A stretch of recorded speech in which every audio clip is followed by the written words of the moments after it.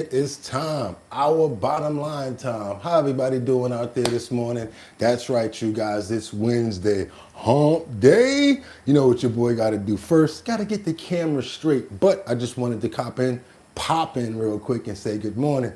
Yes, why is the DOJ still redacting the Jeffrey Epstein files? We got that and so much more. Let me know how my sound is going right now. What's up, Jeffrey? How you doing, Batty? What's going on, Liberty and Justice? Hope everybody's having a good morning. Let's go. Let's get into it. Let me get this camera straight. Thank you, Batty. Appreciate your love. Thank you so much. Okay. Let me get that open. It's time for us to get to work. We got a lot of follow-ups, a lot of trending topics. And yeah, what we normally do up in here. We got to get busy. It's time. See how we looking on all of these cameras over here, all of these monitors. Think ooh, that looks really good this morning. We started off good this morning, didn't we, huh?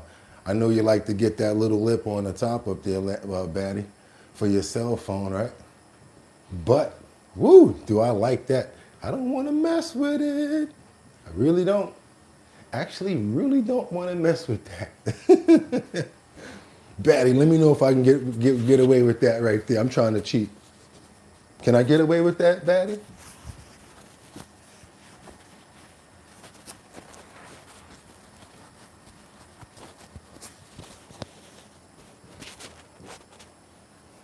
Good morning, Luigi. What's going on? I see you got the statue up there.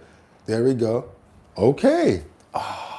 Thank you guys so much. I can't wait to get into what we have going on this morning. When I don't have to deal with the camera so much, I can just do other things and get right into the topics. Could actually waited a little bit longer, but let me tell you something. I love to be prepared. That's why we get up 4 hours early. That's right. Sometimes we get up at 2 o'clock because you never know when that new information is going to come in. We got a lot of trending topics, you guys.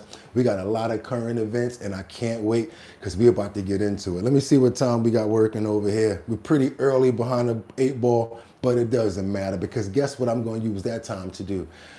I think I'm going to use that time to pray because you never can go wrong with the prayer in the morning. First thing you do in the morning when you wake up, because at least you'll be under the guidance and the love and the fantasticness of our Lord. That's right, you guys. I want to pray for every single person that's here. It's Wednesday. I want to say thank you to the Lord up above for giving us another day to be here together, for me to give out this information, for you guys that came through, for all the dedicated family members and co-hosts. I want to give a big shout out and say thank you. And also I want to pray for security, strength, love, peace, and commitment. Also understanding and calmness, you guys. Let's get that going for ourselves, our friends and family, as well as our animals. Let's go. We praying for this morning, Liberty and Justice 86. What was that?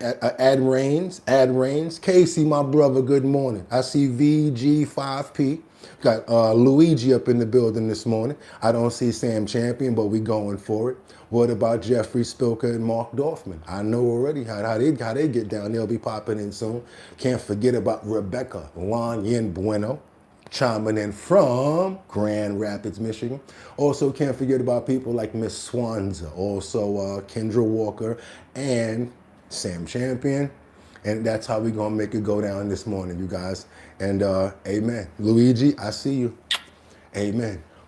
Let's see where we at on our time. See, when you put the prayers out there, things just seem to fall in place, you guys. So you know what? Without any further ado, without any more holdups, we got a lot of trending topics, current events. I'm going to tell you guys right now, pretty good show that we got lined up for you today. If you can stick around for the whole thing, that'll be dope. But what I'm going to make sure that I do is get you guys as much information as possible so that those who have to go to work, get out of here, can basically get what they need. So we're going to put it in a certain order just to get you guys ready.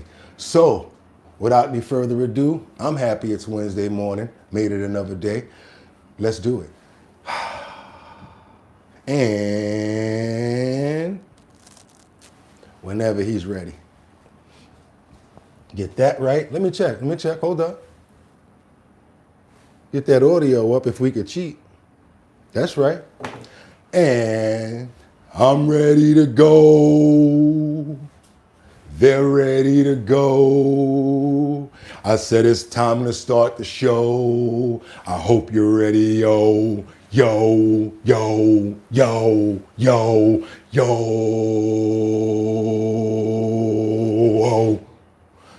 And we wind it up. Do, do, do, do. Wind it up. Wind it up. It's 6 o'clock somewhere, but not here, not yet. I know. Likes to take his time a little bit, and that's how it goes over here. So what? We're gonna do a little bit more. Wind it up. Wind it up. Wind it up. Okay. Olay. Wednesday morning, y'all. Let's get the kinks out. That's right, y'all. We gotta open up those pores. We gotta open up those pores. We gotta open up those pores. We gotta open up those. Look, you whack, you twisted. Your girl's a pro. I'm sorry. You whack, you twisted. Your girl's a pro. I can't say the curses. And everybody know, your own fan be like, stupid. You be like, so, I love my baby father. I never let him go.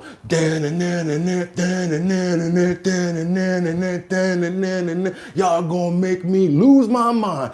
Up in here, up in here. Y'all gonna make me go all out. Up in here, up in here. Y'all gonna make me act a fool. Up in here, up in here. Y'all gonna make me lose my cool. Up in here, up in here. Now you know I can't say those curses, right? Like, if I gotta bring it to her, then I better be quick. And all the other cats that been in jail can suck my, and all the other cats you run with, gun click, oh quick. How you gonna go against the not one? They go to gun click. Ain't that some sh? Niggas don't, ain't that some sh? Niggas remind me of a slip cup, because every time I come around, I just gotta get my, and I don't know who the hell you think you're talking to, because you're gonna find yourself, I can't say those curses, but you guys know what I'm talking about.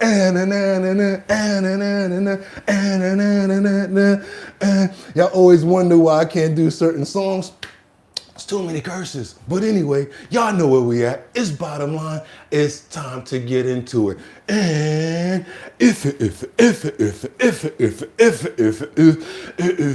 pump that beat. It's Wednesday the 11th, y'all. That's right, y'all. 2026.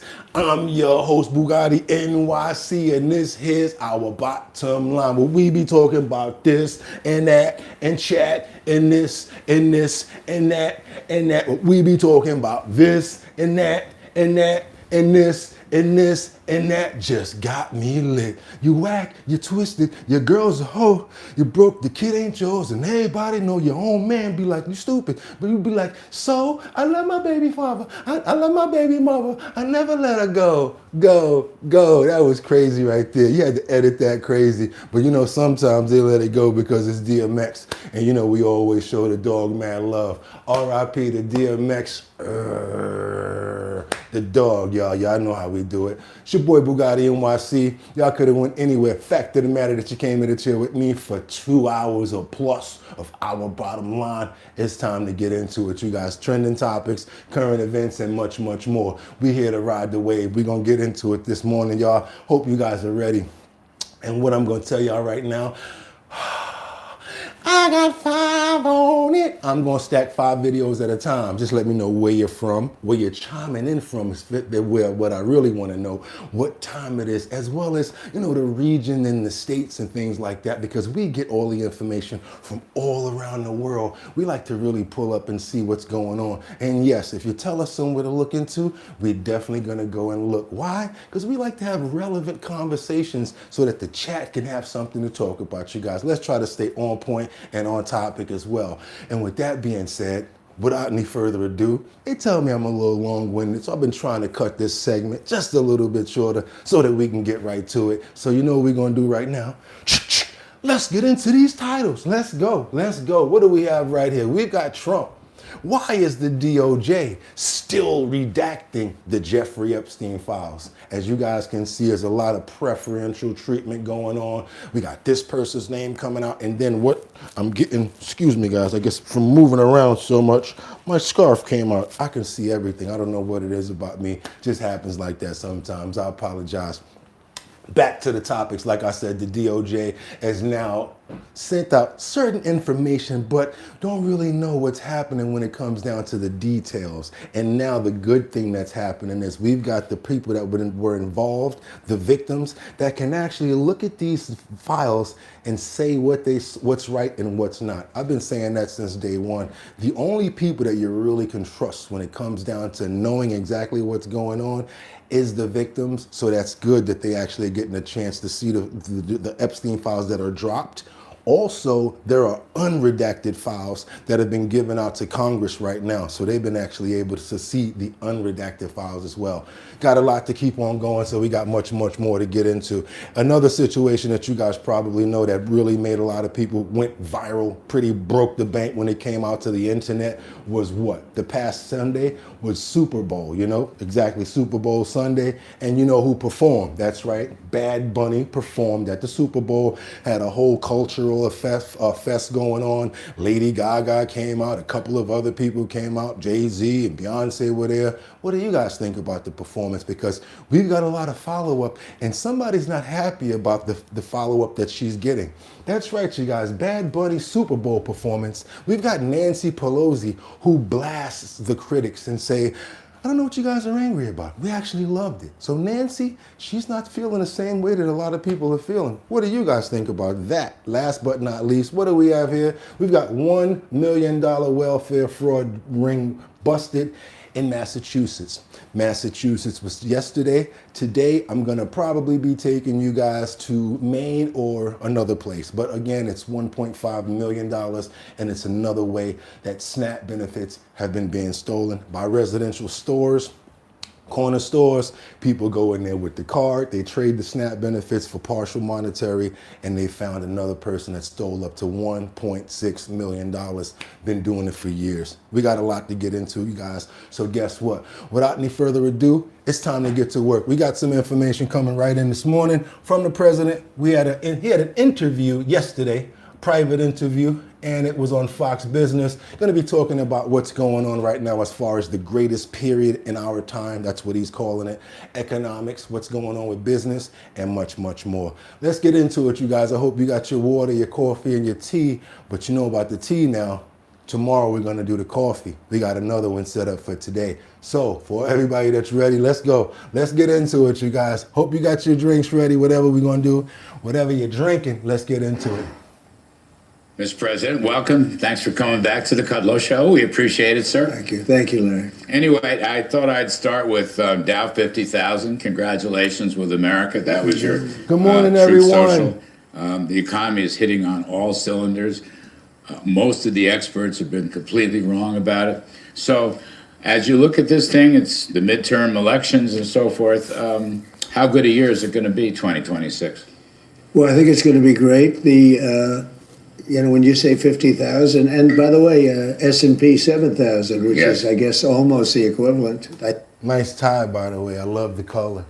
I think It's a huge number. when you think about it, right? And I remember when I first won, they said if he gets the Dow up to 50,000 by the end of his fourth year, he will have done miracles. And we're at the end of the first year. So when you think about it, that's great. And the S&P, the same thing. And everything else. I mean, everything's going great. We inherited a total mess from Biden. And not only the borders, but the economy, the inflation. The inflation was the worst ever in history. They say 48 years, but basically ever in history. And prices were high. And you don't hear them use the word affordability anymore. They can't use it because we brought the prices down. Oil now, I was in Iowa last week, and they were $1.85 a gallon. And if you go all over the country, in many cases now, it's broken $2 a gallon. And that's like a major tax cut. Yeah. And we've given them that too in the great big beautiful bill. So we've had a very good run, and we want to keep it going. So interesting. Falling energy prices permeates the entire economy. It's so big. Hundreds and hundreds of people don't understand that and never give you credit for it. So the signature legislation embodying the policy was the one big beautiful bill. It was the one big beautiful bill. That's right. Tax cuts, deregulation, energy dominance, and tariff reciprocity. I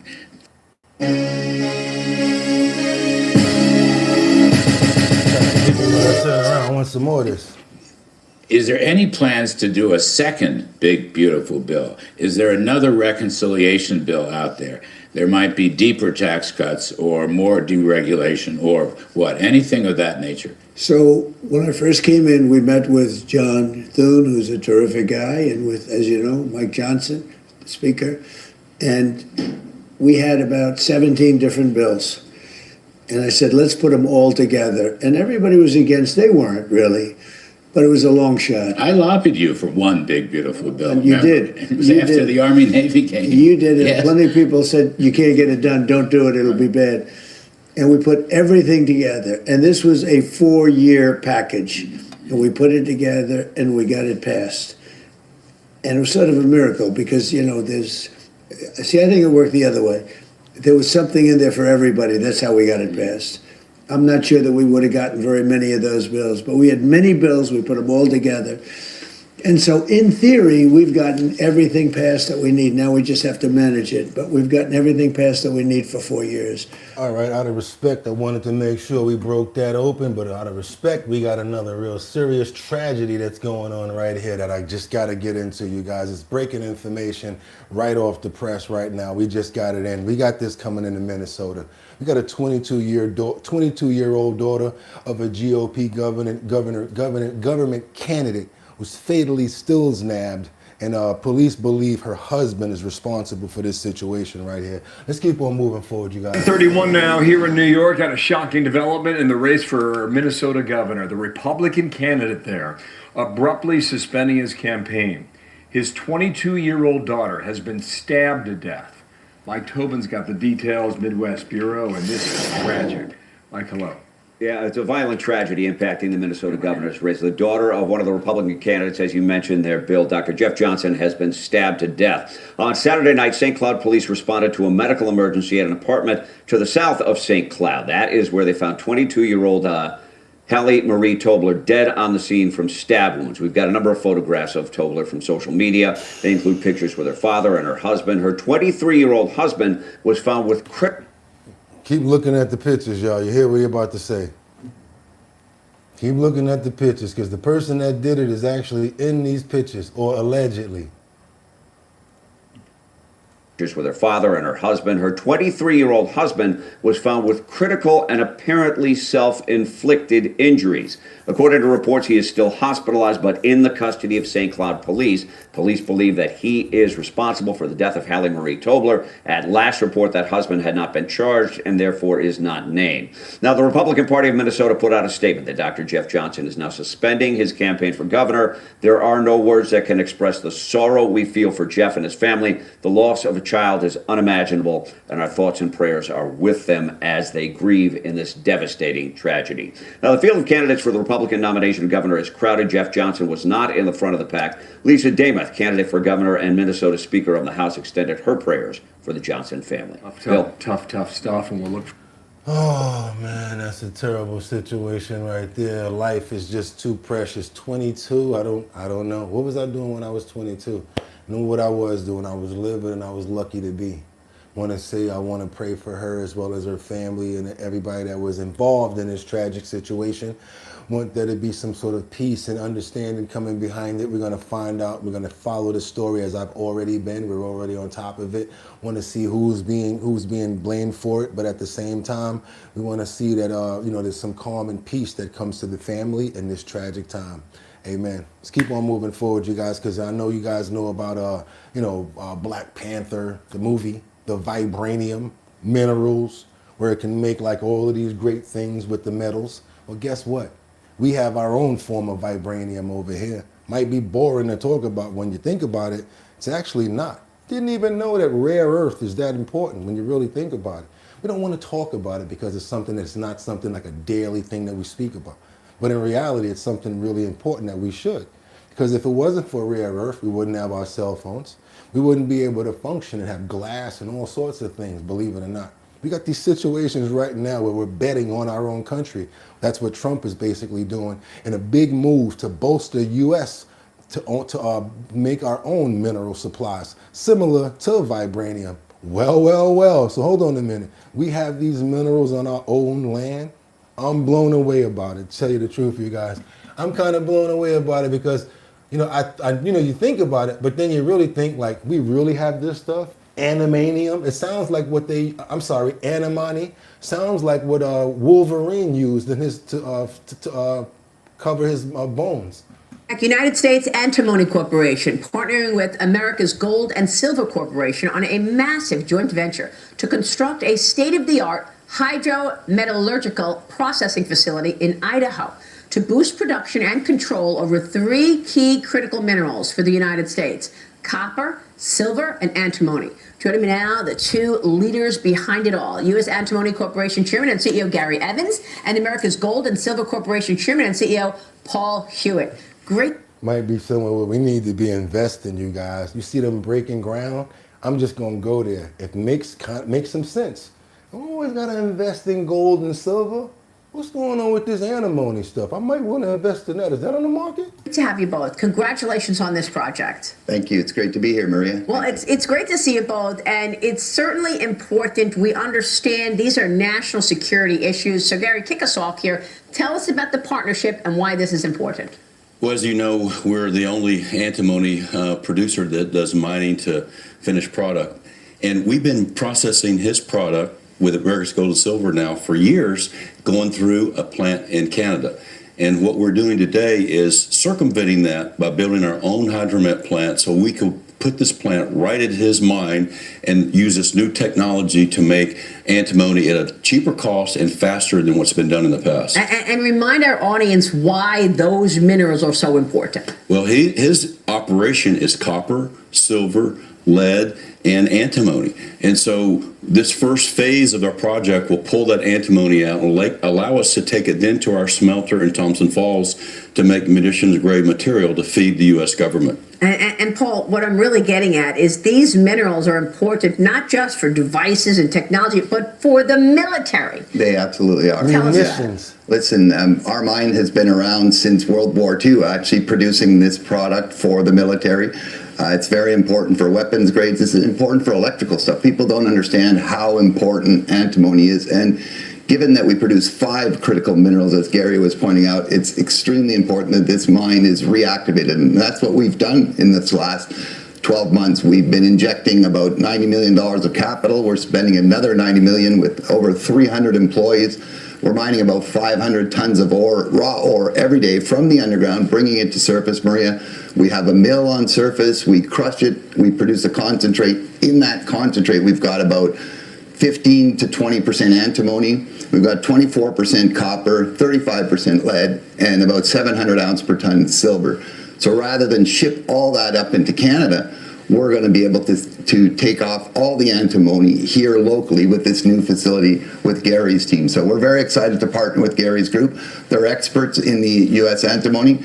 Yeah, antimony. Antimony, huh? Antimony, huh? No.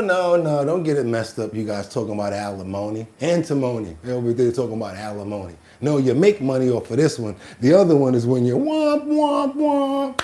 Antimony, huh? Just something that I just thought about that maybe be interested to some of us. Let's keep on moving forward, you guys, because Russia, I always say this, but some people don't like when I say it. Check this out. Yes, making jobs, I love it.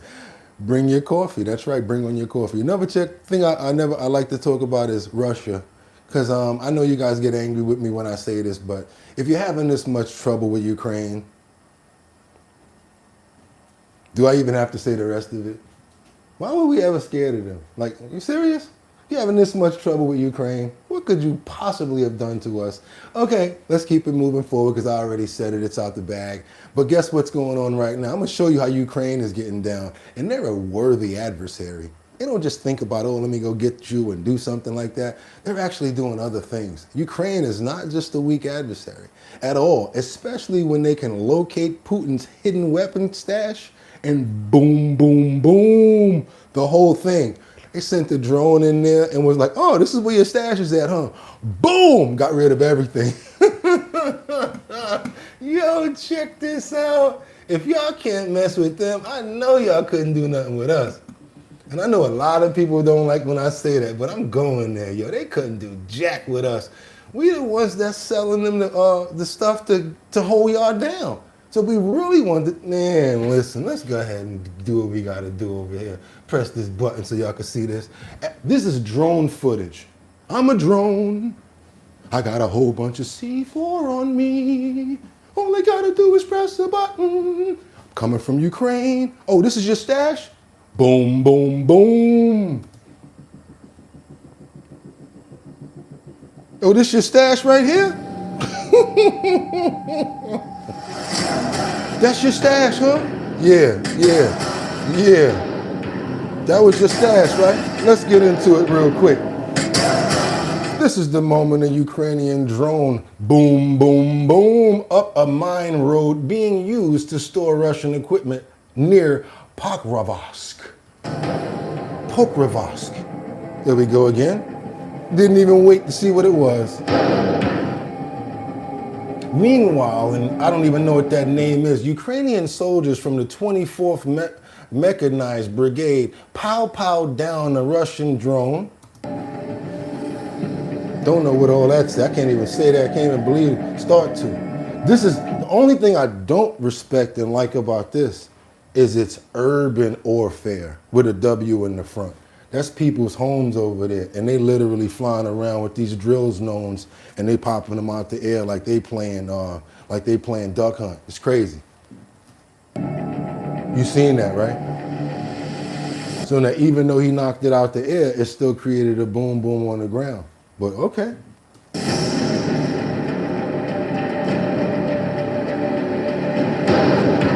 This is active-ish. Elsewhere, footage shows Ukrainian Air Force fighting the Falcon, taking out the drone over there too, right out the sky. I know there's a lot of other casualties on the other side, but your stuff is getting powed out the air like nothing, bro. Like they just playing with them over there. Like what? I thought that they was weak, huh? Thought it was gonna be easy, huh? Yeah, till you get out there. That's like when somebody come to your neighborhood talking about they want beef, and they tell 20 people in the neighborhood about where they going to fight at. And people are like, yo, that's my boy. They done got them before they even get to your door. They're telling you about it once it's over. Let's keep on moving forward, you guys. Let's double tap that screen if y'all appreciate the content that you're getting right now. This is our Bottom Line, #1 show on YouTube from 6 o'clock until we're done. I apologize for that. Why? Trending topics, current events, #1 host out here as well. And of course, I got to give you guys props because if it wasn't for you, I wouldn't be able to do what I do. They'll be coming in this door with a straitjacket saying, get them out of here. Let's keep on moving forward. We got a lot more to drop. We got this suspect that's been detained at a location south of Tucson on the Guthrie case. Guthrie case. They finally got somebody on this case right here, you guys. Let's double tap that screen and get it going. We begin tonight with the breaking news as we come on the air live here in the West. There are new developments at this hour in the search for Nancy Guthrie, the 84-year-old mother of Today Show host Savannah Guthrie.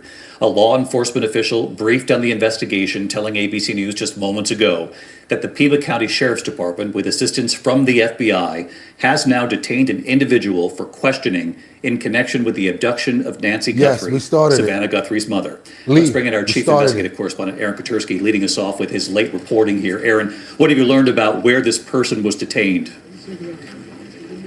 According to this law enforcement official briefed. We started this a few days ago. All we've been doing is like the follow-ups. We've been talking about the electronic devices, and now we're getting up to the point of the person of interest. Yeah. On the investigation, David, this individual was detained at a location south of Tucson. Law enforcement officials have obtained a search warrant to search a location associated with this individual. They are not at this point calling the individual a suspect or a person of interest, simply someone who has been detained for questioning in connection with the disappearance of Nancy Guthrie. And it came, David, on a day of a breakthrough. The first images of a subject seen approaching Nancy Guthrie's house in a mask and gloves. Those first images coming just hours ago. Tonight, for the first time, the FBI releasing chilling images and videos of a subject in the Nancy Guthrie disappearance. The video shows a masked man wearing gloves, a backpack, and with a weapon in his waistband approaching her front door. Authorities hoping the public will see the way this man walks, moves, his eyes, and that someone will recognize him. You can see the man with his hand in a glove trying to cover or block the lens on Nancy Guthrie's Nest Cam, using his other hand then to fiddle with the device. The man can be seen turning around and walking back to the arched entryway, looking down at the ground before grabbing brush. The subject, his eyes visible, walks back to the camera, appearing to tamper with it, trying to cover the lens. The images leave little doubt how terrifying it must have been for the 84-year-old grandmother with a masked figure, arms showing up in the middle of the night. Authorities know every frame could hold clues that could lead to this subject's identity. You can see his eyes. There's a possibility around his mouth that there's some facial hair. You can get a lot of information now, not only off of the gloves in front of the backpack, but also his height, his weight, that he may have had the mustache, the color of his eyes, potentially.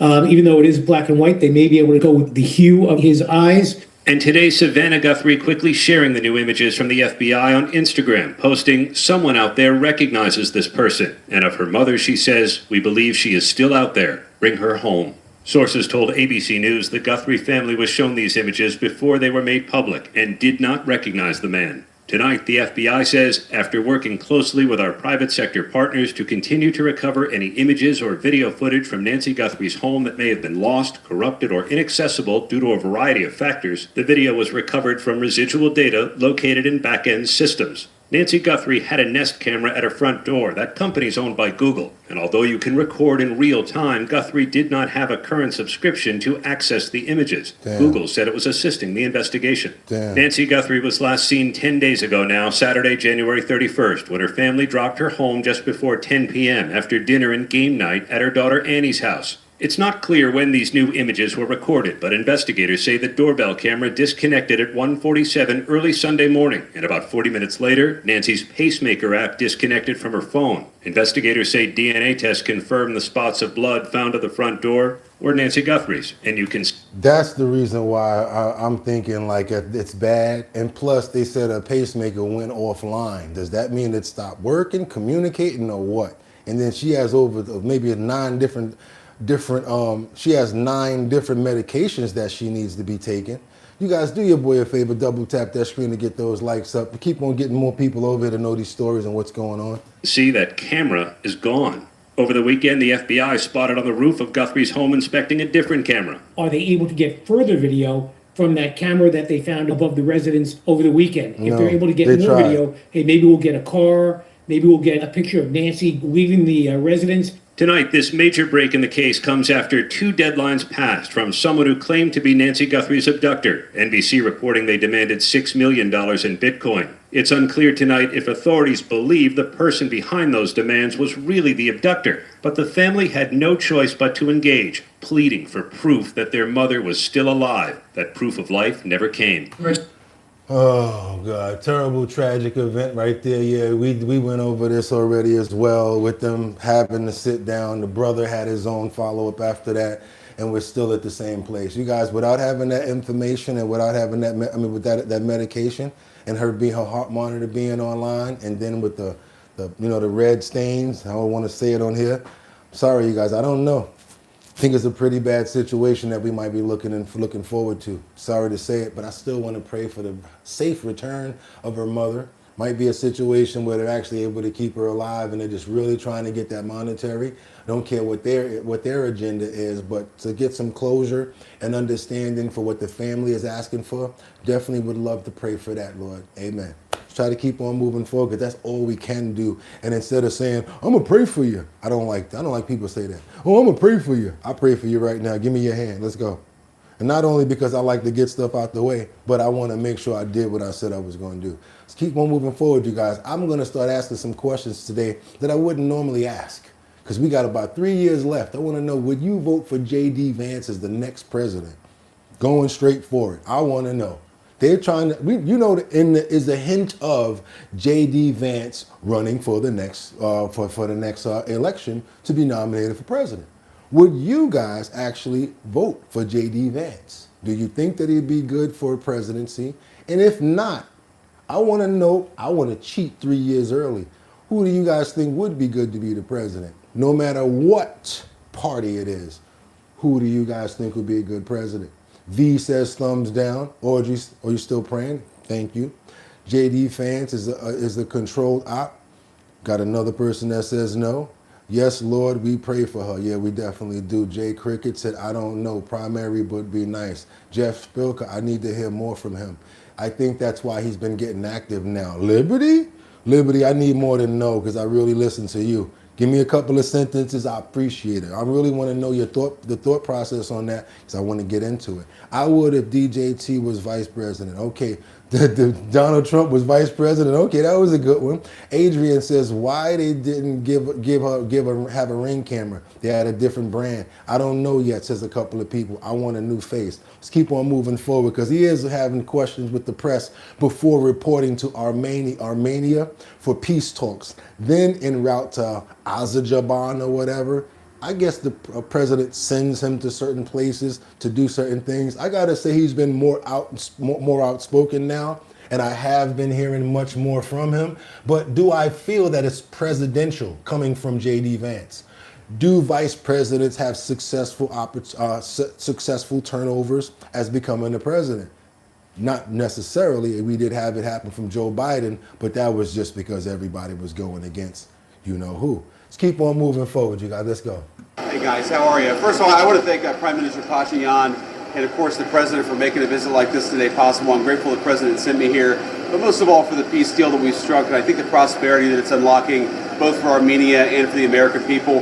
We're excited to go on to Azerbaijan from here. Obviously the President, part of striking peace is actually the first step, but part of the keeping the peace is what we're doing today, which is building upon it, making sure that we have the economic interdependence between Armenia and Azerbaijan that's necessary to make the peace deal stick. But look, I will say, after having been on the ground for 24 hours, a very productive day, I feel very good about where we are. I think the President struck a great peace deal, and I think the administration is really making it stick. So glad to be here, and on to Azerbaijan. I'll take a few questions. Mr. President, so why did you feel it was important to visit the Armenian genocide? I saw you, Jeffrey. You said that Marco Rubio would be good. I'm not mad at that one. Memorial today. Does that mean that you are officially recognizing the Armenian genocide? Somebody said Rubio is a rhino clown. We're going to visit some important sites to Azerbaijan tomorrow, and when we talked to the Armenians, they said this is a very important site for us. And obviously, I'm the first vice president to ever visit Armenia. They asked us to visit the site. Obviously, it's a very terrible thing that happened a little over 100 years ago, and something that is just very, very important to them culturally. So I thought, out of a sign of respect both for the victims, but also for the Armenian government that's been a very important partner for us in the region, to Prime Minister Pashinyan, I wanted to go and pay a visit and pay my respects. Okay, Mr. Vance, wanted to see how you spoke, wanted to see how you move. I guess they trying to see, but I'm not sure myself. Got a couple of other people that asked some crazy questions, and this person got elected 2 times. Second time he got elected just because he was okay with the broken-wristed clique. That's right, you guys. If you elect me, I'll put in all these laws. Someone actually had the nerve to ask, wasn't Obama a good president? I guess I'm going to go with no. No, no, no, no, no. He wasn't a good president. No, he wasn't. Let's keep on moving forward, you guys. What else we got? Are you kidding? No. What else we got? Yes, Obama was a great and getting people deported. We showed that the other day, right? He has a biography out and it's easy to read. Okay, so I studied politics in Dartmouth. Ooh, Audrey, let's keep on going forward. Let's go, Audrey. Okay, Obama, utter scum, says Alan. Ooh, let's keep going, you guys. We got to get on over to Washington. Because like I told you in the heading, Nancy Pelosi is not too happy about y'all. The ones of you that's out there talking bad about Bad Bunny and about y'all didn't like the way that they did the Super Bowl and y'all didn't understand what they were saying and that, you know, why they playing this type of music in my country, you know, she got some words for y'all. Or anybody that said that, I think you might want to listen to Nancy Pelosi. Another note, though, the day before, and I want to call this to the attention of some who may not be aware of what happened before. She's not happy As with the y'all. world knows and acclaimed the performance of Bad Bunny at the Super Bowl halftime. I rise with pride in that because we take pride in San Francisco Bay Area hosting. Even though we didn't have a team in the game, we had responsibility for hosting. Our mayor of San I'm sure you did in San Francisco because there's a lot of in San Francisco. Francisco said, my main responsibility is the weather, and the weather was beautiful, and we were so happy to see all the patriotism, the songs that were sung throughout, the flag, the military were Didn't know what the hell they were saying, but go ahead. present, the flag, the planes that flew over, and then the beautiful performance led by Bad Bunny, and at the end of it he said, God bless America. It's interesting to see the reaction to it when people said, well, he's not an American. Yes, he is. He's a Puerto Rican and he's an American. And I was recalling to friends, in 2002, I was in New Orleans for the... I had to say it before it disappeared. Mano says she looked like she half a sentence away from a seizure. Well, we say at the time it was the St. Louis Rams versus the Patriots, and the Patriots won, I think, their first Super Bowl, well, the first in a long time anyway, under Tom Brady and Belichick. And so anyway, at that one, the halftime performance was Bono and U2. They're Irish. They're not Americans. They're Irish. But they were singing in English. Don't try to mess the story up. When have we ever had somebody up there talking in some other language? Come on now. It was received so beautifully by everyone. But the point I want to make, Mr. Speaker, is that during Bono's U2's performance, she's talking about a multi-platinum group. She said U2 against Bad. Shut up, Bugatti. In the stadium in New Orleans, the Universal Declaration of Human Rights of the United Nations was behind him. That spirit existed Sunday in our stadium in San Francisco Bay Area when Bad Bunny performed. All right, Nancy. You know what? We happy for you. The ice cream is sitting at your table. Go down and just play checkers with everybody else because you know what? I think she's doing right by not running again. She's got enough money. She's got a whole bunch of dough. All she knew how to say no matter what. You lucky she ain't say fucking Bugs Bunny. You lucky she got it right. You lucky she ain't start saying Bugs Bunny and Daffy, and they had a great show. Looney Tunes, Merry Melodies. Let's keep on moving forward, you guys. Let's get on over to Los Angeles because they're putting something together called Virginia's Law. There's an effort to eliminate the statute of limitations that's shielding traffickers. I like it. That means that the powerful people that are trying to hide in the Epstein files, and normally they say, well, we're under the statute of limitations. There is no statute of limitations, the same way like there's no statute of limitations for murder. Check this out, you guys. This is something that I actually like. And let me ask you a question. I'm not going to let this slide. That is not me. I did not Photoshop that dress on your boy. That's a picture that we were able to find. Think I'm lying? Google right now. Bad Bunny in a dress. Yeah, that's him right there. Yeah. And I'm going to go there. Did you see the two guys by the truck that was grinding on each other? What's up with that? Oh yeah, I saw that scene over there when the guys came behind the Plátano truck and they opened the door and two dudes was grinding on each other. What you trying to promote over there, Bad Bunny? Let's keep it moving forward. Yeah, I ain't gonna let you get past that part because I noticed all that. Let's go. All of a sudden they got this situation going on in Los Angeles Where no, we gonna skip. Let me see something. I think we're gonna do this one first, and then we're gonna get to the Virginia's law. Should we do that now? No, I think we ain't gonna run that yet. We're gonna go down to this one right here because it's very important. Do you think that social media is addictive? I apologize for skipping, but we're gonna come back to the other story. Do you think that social media is addictive? Because what's going on now is we got a situation where there's a media addiction trial going on underway in Los Angeles, where some companies like Snapchat and TikTok already settled out of court. So now, I don't know what made them do this, but I wish I could have been part of this lawsuit. Statements in the social media addiction trial got underway yesterday with the plaintiff's attorneys arguing that some of the top platforms got children hooked and then profited from that. One of the plaintiffs in the landmark trial claims her addiction led to depression and suicidal thoughts. KTLA's Alina Bovian, live in downtown LA with more on that. Alina, good. Can't front, I'm addicted to social media. I'm addicted to YouTube. Look at me every day. Oh my God, gotta get the stories. Gotta make sure you gotta get the suit right. Some form of addiction, gotta be honest, and I'm gonna call it as I see it. Yo, Bugatti, I'm kind of addicted myself too. Good morning.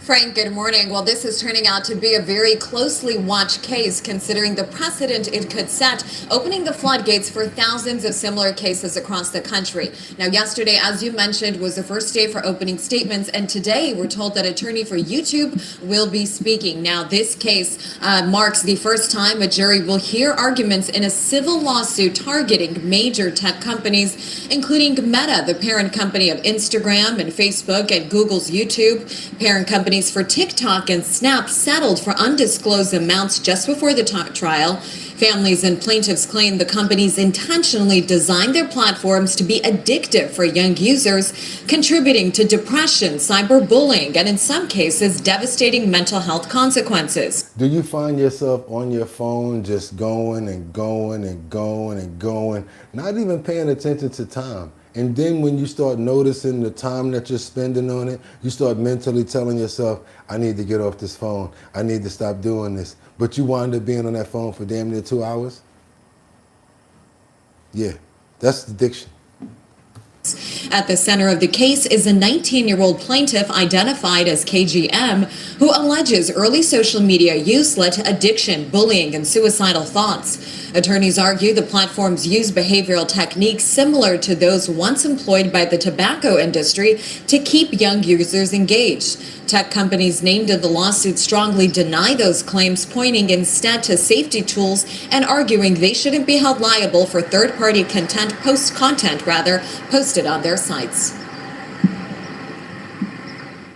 They're purposefully sending out and building addictive algorithms to target market kids up to as little as 4 years old on some of these platforms. Hey, you can see this information, but you can't. We're going to show this to them and this to them. We're going to build algorithms to push content to people. We're going to try to addict younger users. And some of you guys are pushers.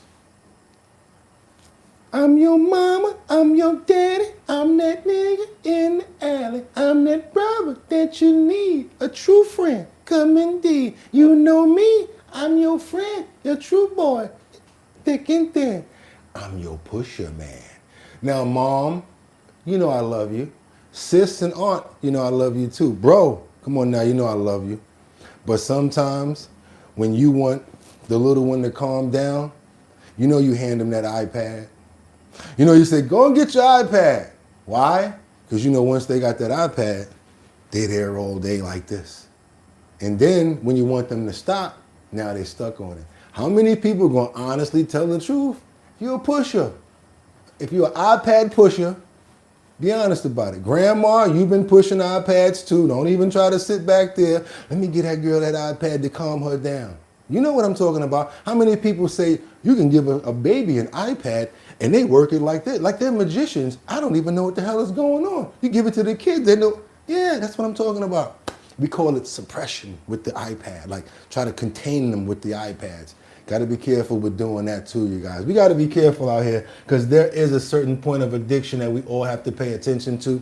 Look at it like this. I could be making money while I'm doing this. This is what I say to myself to cheat. I could be making money while I'm doing this. Why am I wasting time? Actually, I'm going to start cutting my time down on this and doing other things that I can really be productive around the house, building the set up and doing other things in order to make sure that I'm not putting this down. as I'm looking at the phone, I'm just automatically out of nowhere. How long you been on this damn thing? How long you been on this damn thing? Put the damn phone down. Put the damn phone down. I wind up putting the damn phone down when I do that. You got to keep on moving forward. You guys double tap that screen to get those likes up. Sometimes you got to just push yourself to keep doing stuff. Same way I push myself to do this every morning and bring you guys this content. And all I'm asking you guys to do is double tap that screen to hit that like button. And all that, what that does is send up a notification so other people on YouTube can come over here and see what we got going on. A lot of our information is educational and it can really help out a lot of people. So we don't just do it for the likes, although we love it, but we do it to get more people over here. And I like to explain the process, so because everybody says, hit that like button, hit that subscribe, share. Notice how I never say share. Share what? The show is live. Let's keep on moving forward, double tap that screen. So what I try to do is just maintain a very low amount of asking. Don't ask for too much money, because I know it's hard out here for a pimp. And we just got finished paying that rent. So y'all get what I'm saying. Let's get back to work. Jordan, thank you so much for the $5 super chat. And this is probably why math scores are down in Baltimore. But check this out. We got a situation right here. I don't really understand. I think it has something to do with COVID. All the scores in Maryland, and I don't think that this is just Maryland. Everybody, thank Jordan. I appreciate that $5 super chat. I really do. We got situations right here in Maryland where they're saying all of the math scores are very low, and it's been very questionable. I think this has to do with social media. I think this has to do with COVID. I think this has to do with a lot of kids during the COVID situation were not actually too much involved in school and social being around each other. And math is not the easiest subject. I'll put that out there too. I was better at reading than I was at math. I know a lot of other people that were better at math than they were at reading. But we got situations over here in Baltimore where they actually did a test, and they're saying that the children are performing at a very low grade level. I happen to know that if they do this amongst every state or city, they'll probably get the same results. Let's keep on moving forward. Double tap that screen to get those likes up, because we need to pay attention to the crisis in the classroom. Baltimore City Schools CEO Dr. Sonia Santelises appears before a City Council committee tonight to answer questions about troubling math scores. The hearing in response to a Project Baltimore report showing 23 city schools where 0 students among those tested are proficient in math. We got to get this right. We just need to get in the room and make sure our kids are proficient in math. And the only way we're going to do it is at least have these hearings. But during the nearly 2-hour council meeting, members didn't spend much time talking about math scores. That's right. Project Baltimore's Chris Papps has the questions we still have following tonight's hearing. Somebody said core math is horrible. Go back to normal math. We need better. Yes, we need better curriculum. I have a fear of numbers, real thing. Iggy, come on, man. We need to talk about it to get over it. I'm going to say the same thing. Iggy, me too. Straight up and down. Our live team coverage begins with Mackenzie Frost. So, Mackenzie, what did the council talk about? Well, there was a lot of talk about summer programming activities, even some questions about juvenile violence and schools overall. But when it comes to who's responsible for allowing these students to continue to struggle in the classroom, these city council members didn't really demand answers.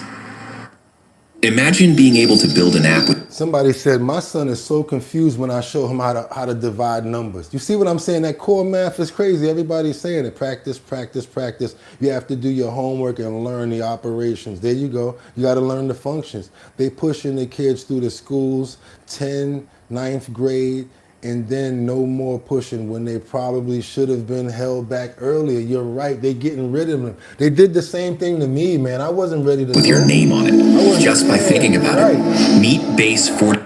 And it's dope that y'all understand that, because they did the same thing to me. They start getting to the point where they're like, how old are you? All right, just let you go to the next class. When I was in like the younger classes, like 3rd and 4th grade, they held me back in those classes. They was like, nah, bro. I had to work to get out of 4th grade. 4th grade is like the worst one. I'm telling you, y'all seem like everybody understand what I'm talking about too. Look, Jeffrey said the same things. Look, it's a plug and chug. Yep. Inside City Hall. Good afternoon. City School CEO Sonia Santelises in the hot seat and quick to set the theme of her defense. That the state of Maryland, not just Baltimore City, has math challenges. Most of the evening spent on issues unrelated to the plummeting math scores. As we head into this summer, where I feel a lot of anxiety and concern about particularly safety. But a few math questions peppered into the equation. I'm going to switch back to math now. How is this connected to your high dosage of tutoring in schools? Math is still a complicated subject. What is the process of holding someone back a grade and or 2 grades because they're just not getting to that level in order to progress? One of the questions for me is not necessarily about holding them back. What does work, right, is when you have a different learning plan and extended time. After the hearing, Santelises again painting Baltimore City as part of a bigger problem when we questioned her about the poor performing schools. We are within the state of Maryland that had the lowest performance for 4th graders on NAEP. Do you think that the parents of these kids in these 23 schools care that other students are failing when their students are the ones that are struggling to succeed? What do you say to families who are dealing with this, and especially when you say that you knew this was going to happen? Well, we knew, Mackenzie, that the math was a challenging area. One of the things that we've said to parents is we have doubled down on tutoring, on after-school opportunities. We got to keep on moving forward, you guys. But I said I'm gonna keep on saying this. After COVID, after not being so social, after not really breaking it down and doing the math with all of these big classes, how you gonna teach some kids math when there's 30 kids in a class, 34 people in the class, and now you got all these kids coming in that don't even understand English, and now you really got the teacher turning into what? Basically like a daycare person, or maybe somebody that's just babysitting, because they can't teach what they need to teach. The classes are so big, and how many kids can actually get the information when there's overpopulated classrooms? Think I'm playing around. When I was young, there was like 20-something people in the class. Imagine what the classes look like now in public schools with what's going on. Let's keep on moving forward, you guys. Let's double tap that screen. This is probably why the math scores are low in Maryland too. Let's keep on moving forward. Yeah, we got more coming out of Maryland right now. Yeah, here we go, Milwaukee. Yeah, okay. This is probably why, right here, why the math scores is low. The Franklin man accused of defrauding the food share program at a Milwaukee corner store that he owned. Yeah, the federal charges follow a years-long investigation. 12 News' Nick Moore live at 27th and Atkinson tonight. Nick, that store was the one where investigators executed search warrants. Right, Derek, neighbors here telling me that they saw agents pulling evidence out of here more than a year ago. That investigation now finally yielding charges. The store owner accused of defrauding the state program intended to feed hungry families. Milwaukee, total different state, different story, you guys. Right now, this guy's been stealing SNAP benefits to keep his store running. Not the Massachusetts one. This is Milwaukee. The Hot Spot was a popular corner grocery and liquor store for decades in the Garden Homes neighborhood, owned by the same family for generations. I don't remember exact date, but early 2000. Okay, so about 20 years, over 20 years? Over 20 years. And is this your family's main source of income? Yes. But the owner, Neil Jabbar, began to run into trouble in recent years, including having his liquor license revoked at this 2023 License Committee meeting, the revocation a response to security issues. Well, the hotspot's closed now, all locked up. Neighbors telling me they didn't want to go on camera, but say they recall agents raiding the store a couple of summers ago, and that it has been closed since last summer at least. Now we're learning why. Federal prosecutors this month leveling 2 counts against Jabbar, claiming he was defrauding the SNAP Food Share Benefits Program, which is taxpayer funded, out of some $1.6 million between 2022 and 2024. Prosecutors say he'd give people cash in exchange for the food benefits on their Quest EBT cards. Yeah, he got busted doing the hood move, y'all. 10 for 5. Half on it. You know how they do it. I give you $50 if you give me 100 in food stamps. It used to be 70-30, I heard. The cash would be less than the amount of the cards, but he charged the state and federal government for the full amount. They say Jabbar used the money he made to pay off personal loans and credit cards, to fund his membership to a vacation club, and even spend it at retail stores like Target, Gucci, and Nordstrom. No one answered the door at Jabbar. Ain't nobody answering that. That's a police knock. Where you learn that from, bro? Talking about ain't nobody answer the door. This one here, that one is police, and this one right here. Boom, boom, boom, boom, boom. The 5, if you get 5 at the door, shut up. Be quiet. That's them. Be quiet. Barr's Franklin home Tuesday, even though someone was pulling in as we arrived. Nick Moore back live with us tonight. Nick, what kind of prison time could he face?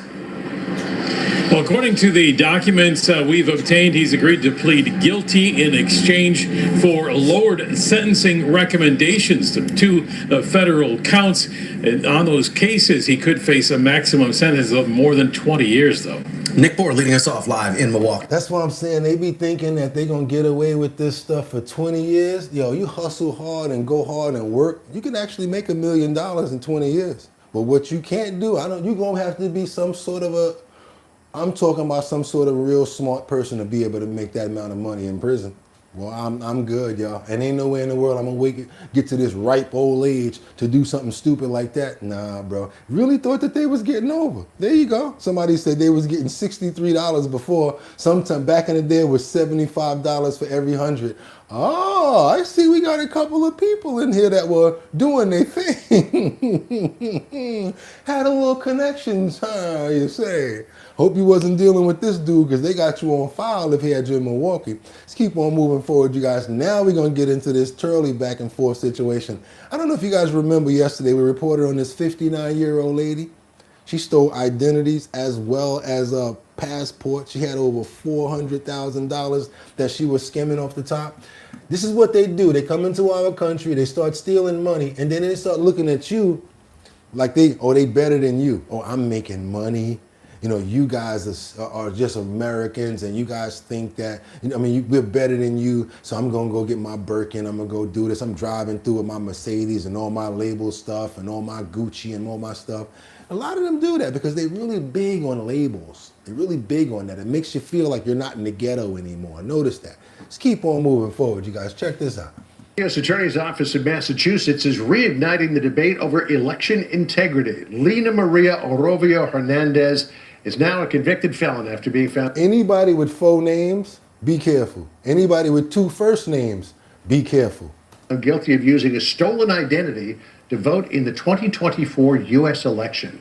Let's bring in Jonathan Turley, constitutional law professor and Fox News contributor. So, Professor, it's good to have you with us today. Not only did she vote in the election, but she lived illegally in Boston for more than 2 decades on a stolen identity, received more than $400,000 in stolen benefits. The U.S. Attorney for Massachusetts, Leah Foley, said it's a slap in the face to all those who come into this country legally and abide by our laws. The air of entitlement is astounding. What do you say, Professor? $400,000. Well, John, this is one example of the cost of this type of fraud and the interrelationship between illegal immigration, fraud, including voting fraud, that we're facing around the country. I mean, this isn't one individual who came close to about $500,000, $500,000 in fraud, as well as the voting violation. And she did that by getting false identities. Yes, Pam, we all be locked up under the jail. Using those cards to get even more identification, and it sort of took off from there. What's up, Zion? But it's really breathtaking when you look at just these individual cases with almost $500,000 of fraud for one person. And you get a glimpse as to why we are looking at billions of dollars that have been burned through in this country. We're becoming... I would be so scared doing any one of those things. You know why? Because we real Americans and we've been here and we know what the cost of something like that would be. And you always think that back in the back of my mind, they're going to catch me sometimes. They wasn't thinking like that. I'm over here. They're not going to catch me. It's not even my real name. I'm going to just keep on running it up and sending money back to my country. Because my country is better than yours. Oh, back in my country? Oh my God, my country. Oh, my America, peh. My country? Oh, much better than here. I can't stand it here. But my country? You know what you want to say to somebody like that, right? My country? You know what you want to say, right? Go ahead and tell me what you want to say to that person. Let's keep on moving forward. Yeah. A nation of chumps. That is, we have to deal with the interrelationship of election fraud, financial fraud that is connected to unlawful immigration. Right, and President Trump says this is one reason why we need the SAVE Act, where people have to have a legitimate ID. This woman did have an ID, it was a stolen ID. But the president is saying that we need the SAVE Act, which is sort of stalled in Congress right now. Chuck Schumer. You guys see what's going on out there. They running it up. They running up a bag. The same thing that the Somalians are doing. They looking at us like, oh, you blacks. Yeah, whatever. We all here with the Mercedes. Y'all not a part of our community. Don't come over here. Try to talk to one. Try to be like, yo, how you doing? See what's up. I bet you they act like you ain't even there. Go try to talk to an African. Black brothers like myself, go try to talk to an African. See what's up. They're going to be looking at you like you crazy. Talking about, you need a cab? Because you ain't getting nothing else out of us. Let's keep on moving forward. Yeah, y'all, let's keep on going because now we got someone that you know and love. We got someone that you know and love, and you know what? I like her too. Think she's a pretty person.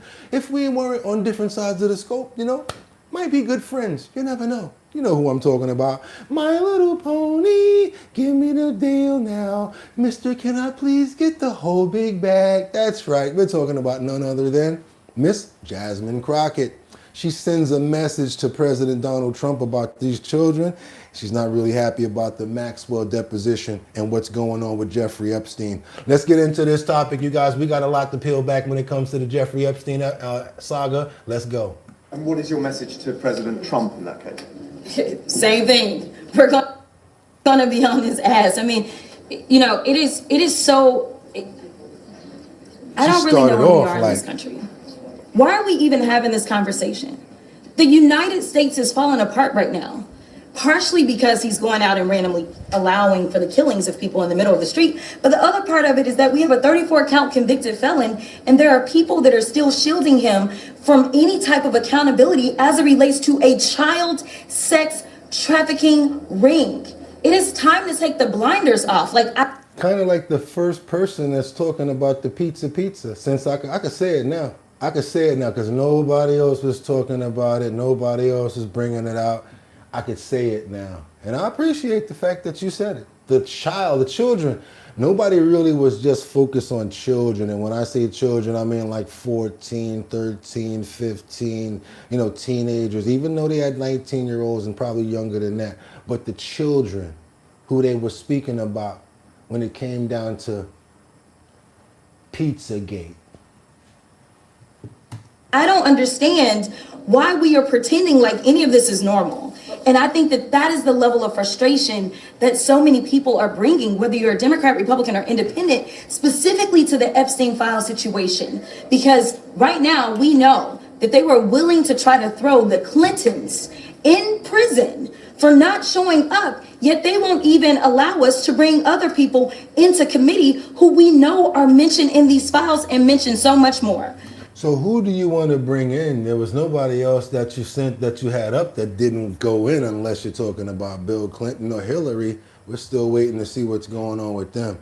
But yeah, we need to start getting down to the nitty gritty and get into the children and see what's really going on there. And now you done started me. Should have never started me. Because now I'm going to start going there. You should have never said that word now because I love to start revealing things. Let's go, you guys. Let's get out of here. Let's go. That's right. That's right. We going there. We going there with it, Liberty.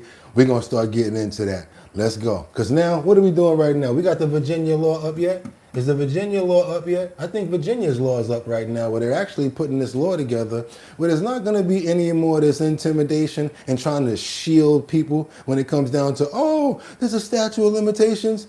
Yeah, we were supposed to talk about that earlier. Since we in the mix, let's do it now. Let's go. And again, I don't care if it's Chuck Schumer. I don't care if it's Donald Trump. I don't care if it's Jeffrey Osborne. I don't care if it's Neil Diamond. whoever's doing this right now, I'm with it. Again, we don't be on the party crap over here. Oh, I'm a Democrat. Oh, I'm a Republican. Oh, I'm an independent. I'm not a conservative neither. I'm a human being. We made a platform so that we can debate and talk about things like this and have a great forum to go about it. Let's get this going, you guys. And just because they might not be a part of the party that I prefer, guess what? Common sense makes sense. So now I like this right here. So all the powerful people that thought that they could hide out under the statutes of limitations is dead. Today. Virginia Giuffre's family traveled here because they believe, as I do, that what happened to Virginia and to all the victims here today. This should be signed by both sides, but no problems. Whatever they're talking about right here needs to be signed and brought into law on both sides with no sort of flaws. And just have total empathy. Kept on going.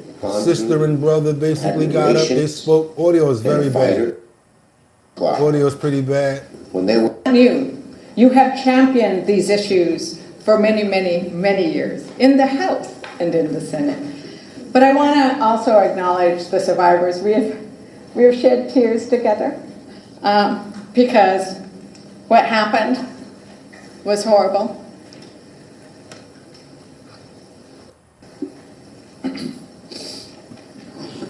That was a tearjerker. I am the crier in my family. I'm just going to throw that out there. So, all right. Hello, everyone. My name is Sky Roberts, and I am the brother of Virginia Roberts Giuffre. I am deeply honored to stand here today alongside some of the most extraordinary people you will ever meet, including World Without Exploitation, Congressman Chuck Schumer, Congresswoman Teresa Ledger Fernandez, survivors of Jeffrey Epstein, and the legendary Sigrid Macaulay. No.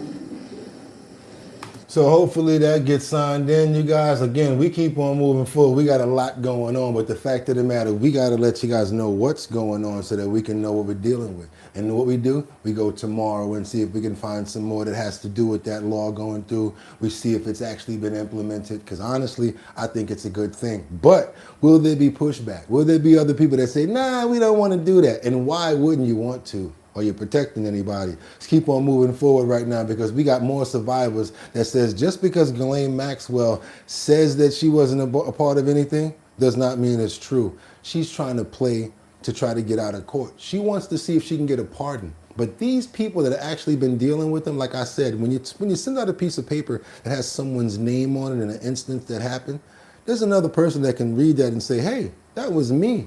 Or I know that person right there. So this is what we got going on right now, redacted or unredacted. We got these witnesses here and these victims that can actually speak out about their accounts of what's been going on. So the parts that are redacted, they can unredact. Y'all forgot about that, right? So yeah, let's get on over to these survivors real quick. We got this one person right here because, of course, yesterday, Ghislaine Maxwell pled the fifth. And she kept on pleading the fifth. We got a survivor that has some direct backlash, incriminating Ghislaine Maxwell to what she's been locked up for. So grateful to be joined by Jeffrey Epstein survivor Annie Farmer. Annie, thank you so much for taking the time to come back on the show. As you know, members of Congress got a chance to view the files in an unredacted setting today. Here's part of what Republican Thomas Massie had to say after that. We went in there for 2 hours. There's millions of files, right? And in a couple of hours, we found 6 men whose names have been redacted who are implicated in the way that the files are presented. What's your reaction to that, Annie? 6 more men. It sounds like the DOJ is continuing to do the one thing that they're not supposed to be doing, which is impeding transparency, right? It was very clear the way this law was written, and perpetrators were not supposed to be protected, and we see that continuing to happen, and I'm glad to hear lawmakers standing up and saying that's not okay. Do you have anything in particular that you want members of Congress to be looking for or telling you after viewing the unredacted files? I think many of us have been poring over the files ourselves and are finding places where there are redactions that seem to be problematic and are communicating those to them.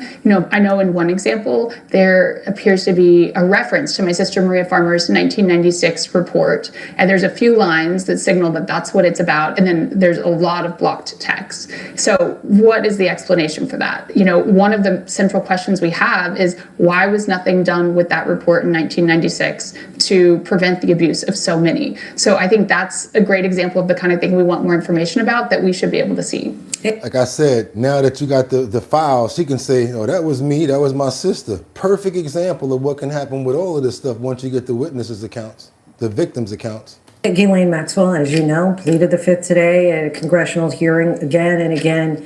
Take a listen to just one of those instances.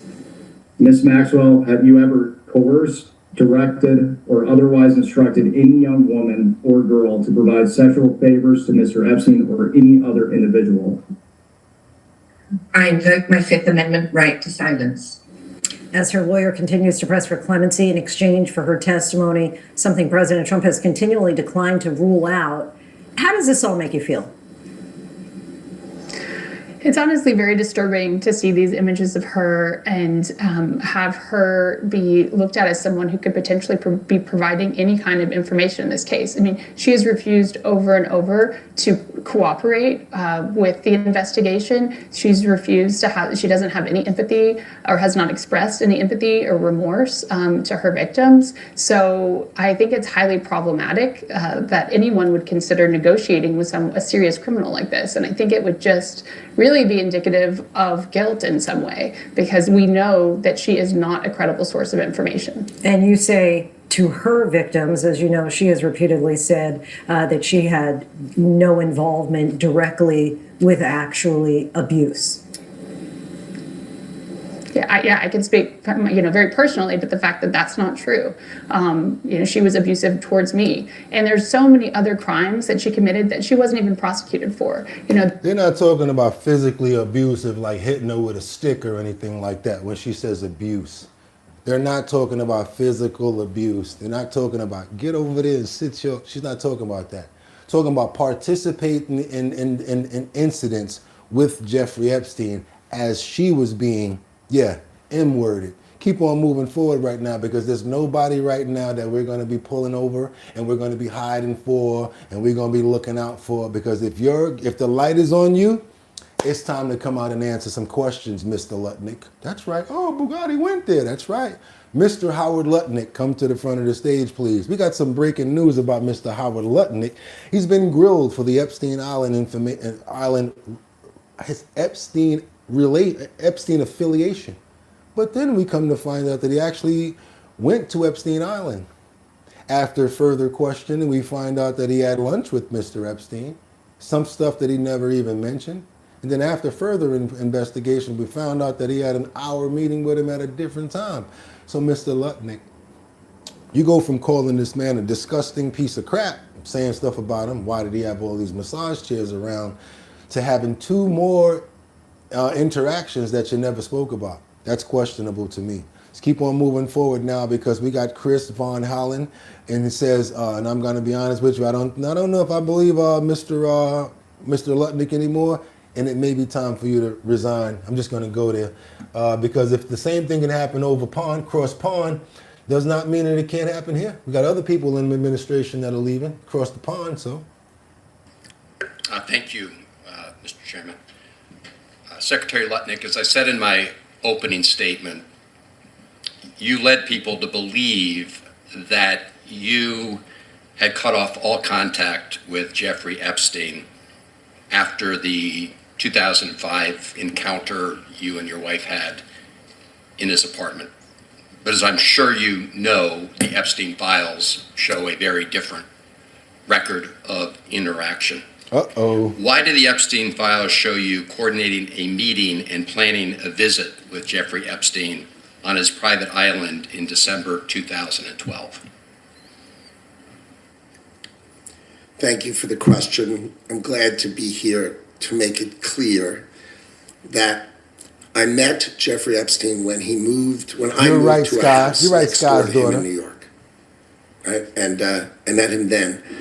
Over the next 14... What I did not want to do, Sky, is not let you guys know that that's not the only type of abuse. You're totally right when you say those other forms, but I wanted you to know and make sure that you understood that she did mean S-word abuse, interacting with Jeffrey Epstein while they were doing stuff to her. Years, I met him 2 other times that I can recall. Now, you never said that before. I just had to clear that up real quick. Mr. Lutnick never said this before. Met Jeffrey Epstein when I moved to a house next door to him in New York. Right? And I met him then. Over the next 14 years, I met him 2 other times that I can recall. 2. You don't meet somebody more than one time. You interact with them after you've met them one time. You don't meet them again like it's a brand new meeting. Let's be honest with it. When you meet somebody, how you doing? It's, how you doing? I'm Howard. How you doing? I'm Jeffrey. After that, it's, hey, what's up? You already know me. So come on, let's try not to, got the PR working here, Howard. I know. 2 times. And that is none for 6 years. So 6 years later, I met him. And then a year and a half after that, I met him, and never again. Probably the total, and you've seen all of these documents, of these millions and millions of documents, there may be 10 emails connecting me with him, probably about 10 emails connecting me with him over a 14-year period. I did not have any relationship with him. I barely had anything to do with that person. I would love to be able to email Shaquille O'Neal 10 times in 14 years. I would love to be able to go back and forth with certain people that had business opportunities. I'd be like, yo, Shaq, I got this deal idea, you know what I'm saying? Oh, I'm not interested. Next year I can keep on. I'm still dealing with him, still got the interaction going on with him. I get what you're saying, but talking about Jeffrey Epstein here and the details of what this conversation is about, Mr. Lutnick. Okay. Secretary Lutnick, I think you understand the root of concern here. It's Sound good. The way you described. Thank you, Guy. Very emphatically your first encounter with him in his apartment, said you were disgusted, would never have any contact with him again. Did you in fact make the visit to Jeffrey Epstein's private island? Something he never spoke about before. Did you in fact go to the island? I did have lunch with him as I was on a boat going across on a family vacation. My wife was with me, as were my 4 children and nannies. I had another couple they were there as well with their children, and we had lunch on. Saying the fact that the children is there, you trying to say it like it was a family outing and everybody was just chilling. But with what's going on with the Itza and all that, that's not good to be talking about, saying that you got the chilling there. If you really want to, really go details about it, The island. That is true, for an hour, and we left with all of my children, with my nannies and my wife, all together. We were on family vacation. We were not apart. To suggest there was anything untoward about that in 2012, I don't recall why we did it, but Mr. Secretary, again, as I said, there's not an indication that you yourself engaged in any wrongdoing with Jeffrey Epstein. It's the fact that you believe that you misled the country and the Congress based on your earlier statements, suggesting that you cut off all contact when in fact you had not. When you visited the private island, did you see anything inappropriate during that visit? Why would I tell you if I'm down? The only thing I saw with my wife and my children and the other couple and their children was staff who worked for Mr. Epstein on. That's like you doing this. Keep on grabbing these people. You know what I'm saying? I was with them. What are you talking about? We get it, bro, but you're reaching a little too much here. You know what I'm saying? And another thing, I don't really like people that smile too much for no reason. He cool and all. I'm not calling this man out at all. But one thing I notice about Mr. Lutnick is he smiled too damn much for me. I don't really trust people that smile for no reason. Let me see different emotions. Let me see you go through all this all the time. That's like a little scary to me. I'm sorry. You even stressed out, he's smiling. I don't know. On that island. And you realize that, this visit took place after he had been convicted, right? I mean, you made a very big point of saying that you sensed that this was a bad person in 2005. And then, of course, in 2008, he was convicted of soliciting prostitution of a minor. And yet you went and had this trip and other interactions. Did you have a dinner in Epstein's New York City home in 2011? No. So the information that suggests that there was a dinner with Woody Allen and Woody Allen's spouse at the Epstein residence, there's nothing to that, is that right? I actually don't know what you're referring to. There was, look, I looked through the millions of documents for my name, just like everybody else. And what I found was there was a document that says that I had a meeting with him on in May, I think, for an hour at 5 o'clock. Okay. Not dinner or otherwise, for an hour at 5 o'clock. Okay, you're still trying to say well, how am for an hour? I don't know. Somebody PR'd you real good, and you guys don't beat me up for this. I know the Republicans are out there like, yo, you're a traitor. No, I'm not. I'm calling out the wrong people and calling out wrong certain things. Democrats, I'm gonna call you out too. Yes, I'm gonna call y'all out too. Independents, I'm gonna call you out too.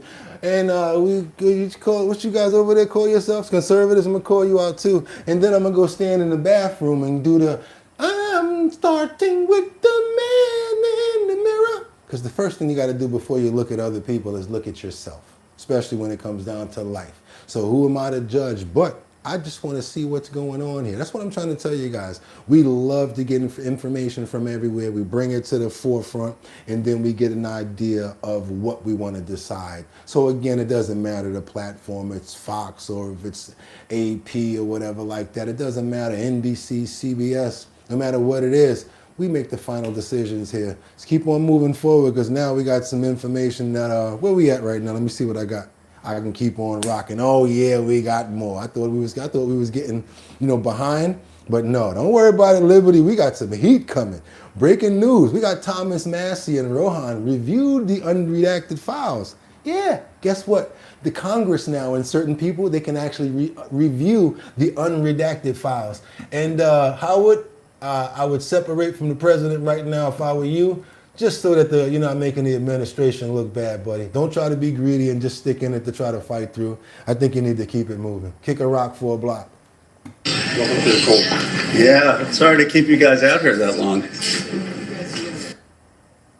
Well, it was an interesting experience. It was. The user interface. Remember, he said he's going to go in and he's going to come out and tell you guys what was going on. Right. This is a little clunky at first, but what I saw that bothered me were the names of at least 6 men that have been redacted that are likely incriminated by their inclusion in these files.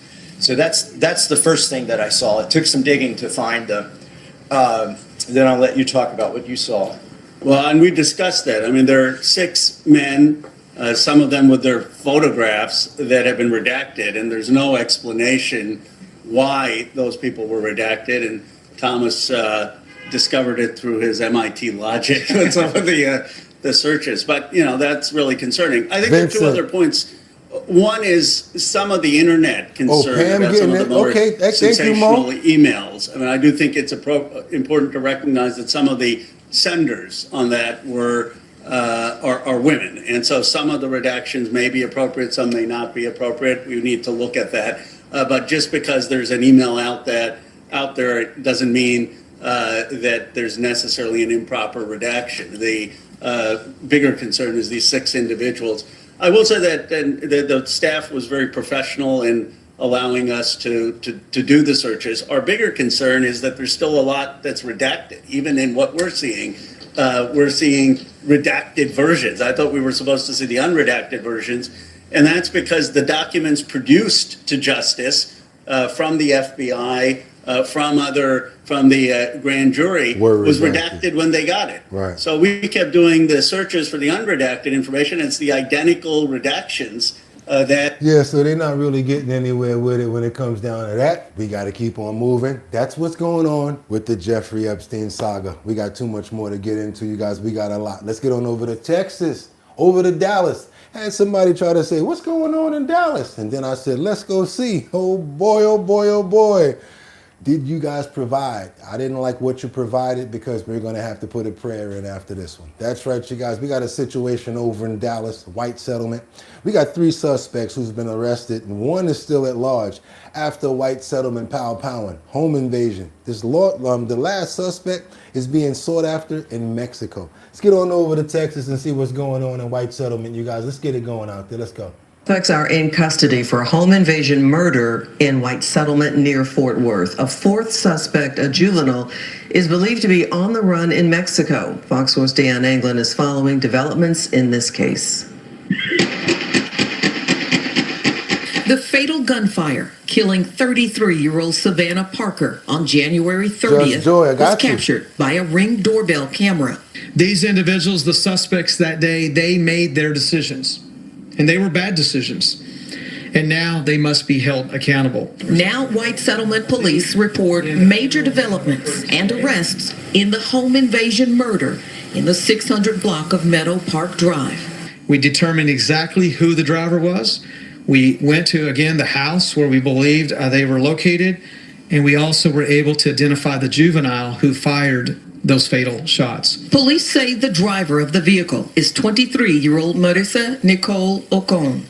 One of the 2 passengers is 17-year-old Julian Ramirez. Both are charged with capital murder. She remained in the car while 2 masked suspects exited. They wore hooded sweatshirts, they had their faces covered, and they wore gloves. The 3rd suspect, a juvenile whom police say was the shooter, fled to Mexico and is actively being sought with the help of state and federal authorities. Another woman, Maribel Apodaco, is charged with assisting the juveniles get away. You're right. I used to live in Dallas. As a matter of fact, I lived in Arlington for a year, lived in Mansfield for a year. Somebody said that white settlement is like a nice upscale part of Dallas. Way to that country.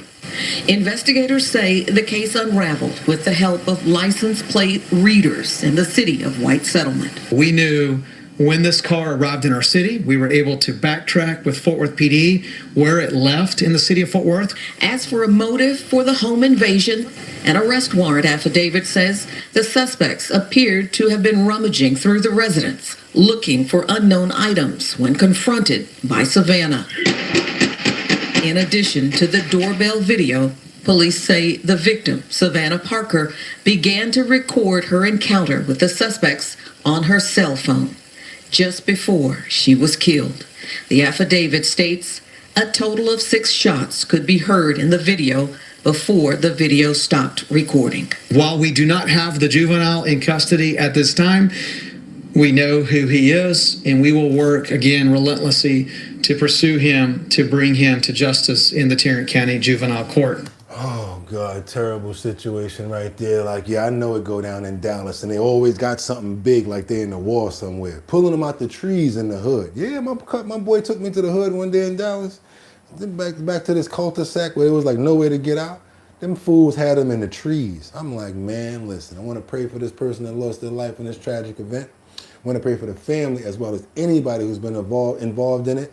In Dallas, y'all got to get right, man. Got to get right. Pray for the souls of the people who lost their lives. Let's get on over to South Carolina real quick. We got a former Charlotte councilwoman who pleads guilty of federal fraud charges. Again, more people getting into politics just to steal. Let's keep on moving forward, you guys. And that's where my people from. Come on now, you can't be doing that down in South Carolina. For Charlotte City Councilwoman Tijuana Brown is going to have to wait till Tijuana Brown. That sounds like a movie. Tijuana Brown. To learn her fate after she took a plea deal in her wire fraud case. Action 9 attorney Jason Stujenki was there in federal court today as Brown pleaded guilty. Let's double tap that screen. Let's get those likes up. Tijuana Brown pleaded guilty to wire fraud conspiracy. She may get probation instead of prison time. Prosecutors here told Judge Kiesler they're not opposed to that. Tijuana Brown came to court passing the cameras but not making eye contact. Assistant U.S. attorneys say she lied on loan applications for COVID relief funds. More specifically, Small Business Administration ones, including PPP money. Remember, they still getting caught out here for that PPP loan fraud. I hope I don't got nobody in the chat that got some money from that crap, because they still investigating. Y'all was balling for a while, had all these cars and motorcycles and stuff, and then when S hit the fan, y'all had everything on an offer up, trying to sell everything on Facebook Marketplace. that was designed to protect jobs, among other things. Investigators say Brown tricked the government out of more than $40,000 and even spent $15,000 of it on a 50th birthday party for herself, one in which she celebrated by taking a horse-drawn carriage to the Harvey Gantt Center and posing for pictures on a throne. She served time in federal prison decades ago, also on fraud-related charges, and was the first former felon elected to Charlotte City Council. Fast forward to now. Technically, Brown Paycheck Protection Program, where they basically give you money to pay your employees because you were going through COVID problems. So in order to get the money, you got to tell them you got a business and you got this amount of employees, this is how much money that they make. So they made all of these fake, the people that are getting caught up, they made false claims, got paid, and now they're getting caught. Faces up to 20 years behind bars. My mom sat on the couch. She watched WSOC TV run the story. But as she indicated in this recent Facebook Live, which by the way is unusual for a defendant awaiting a plea hearing, she expects probation. Whoever thought I was going to prison, you're stupid. Likewise, prosecutors told the judge the plea agreement mentions probation and that they're okay with that. The government would also seek to recover the $40-some thousand. Now my question is, she's still going to be in Congress? Is she still going to be in office? And like, do they let them still keep on, having people? Like, what's going on with that? I'm going to keep on looking into that, because she got caught out there. Exactly. Greedy people. She had the nerve to say, oh, you don't think I'm not getting in no trouble for this? I'm getting probation. Come on.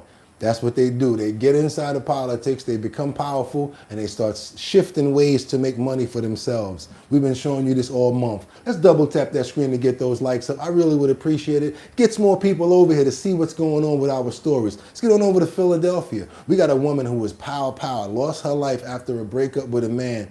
Sad situation right here, and it seems like he was stalling her out and made up excuses at the time when he got caught too, you guys. Let's keep on moving forward. I was telling you guys about Philadelphia and PA. It's not a game out there, and bad relationships can happen anywhere. Don't be so light to not take people serious when they threaten you, because a lot of these people could be serious, and once your heart gets broken, you never know what a person will turn to doing. This developing story in Bucks County, a woman stalked and shot to death a day after ending her relationship with a man from Philadelphia. Now he's facing charges for killing her, shocking the neighborhood where she was found dead in a car. We've got a good neighborhood here, pretty much. Our neighbors are all great people. So this was a tragic thing, certainly, for all of us. And this is the Fox 29 News at 5. I'm Sheba Russell. And I'm Chris O'Connell. That man turned himself into police, calling it an accident. Shayna, the victim, had reported to police she had been sexually assaulted by the man just one day before she was killed. That's exactly right, and that is what's chilling about this story here. We tell domestic violence victims all the time. You hear messages to domestic violence victims to report this, and the fact that she did report it, and not even 24 hours later, she was found killed. And again, you mentioned that suspect turning himself in, calling this all an accident. This Ring camera video captures a white SUV driving down Outlook Lane in Levittown, and just seconds later, a silver sedan followed, matching an affidavit description believed to be driven by this man.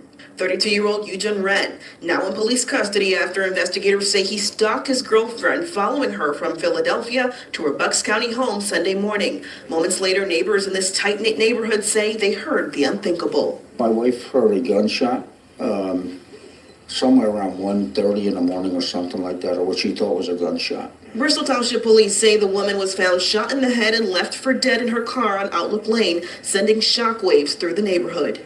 She was a young lady, and very nice. It's really sad, so close to home, for this to happen here. Sergeant Jason Mancuso with the Bristol Township Police Department says Wren initially turned himself into Middletown Township Police. Officers then contacted the Bristol Township Police Department.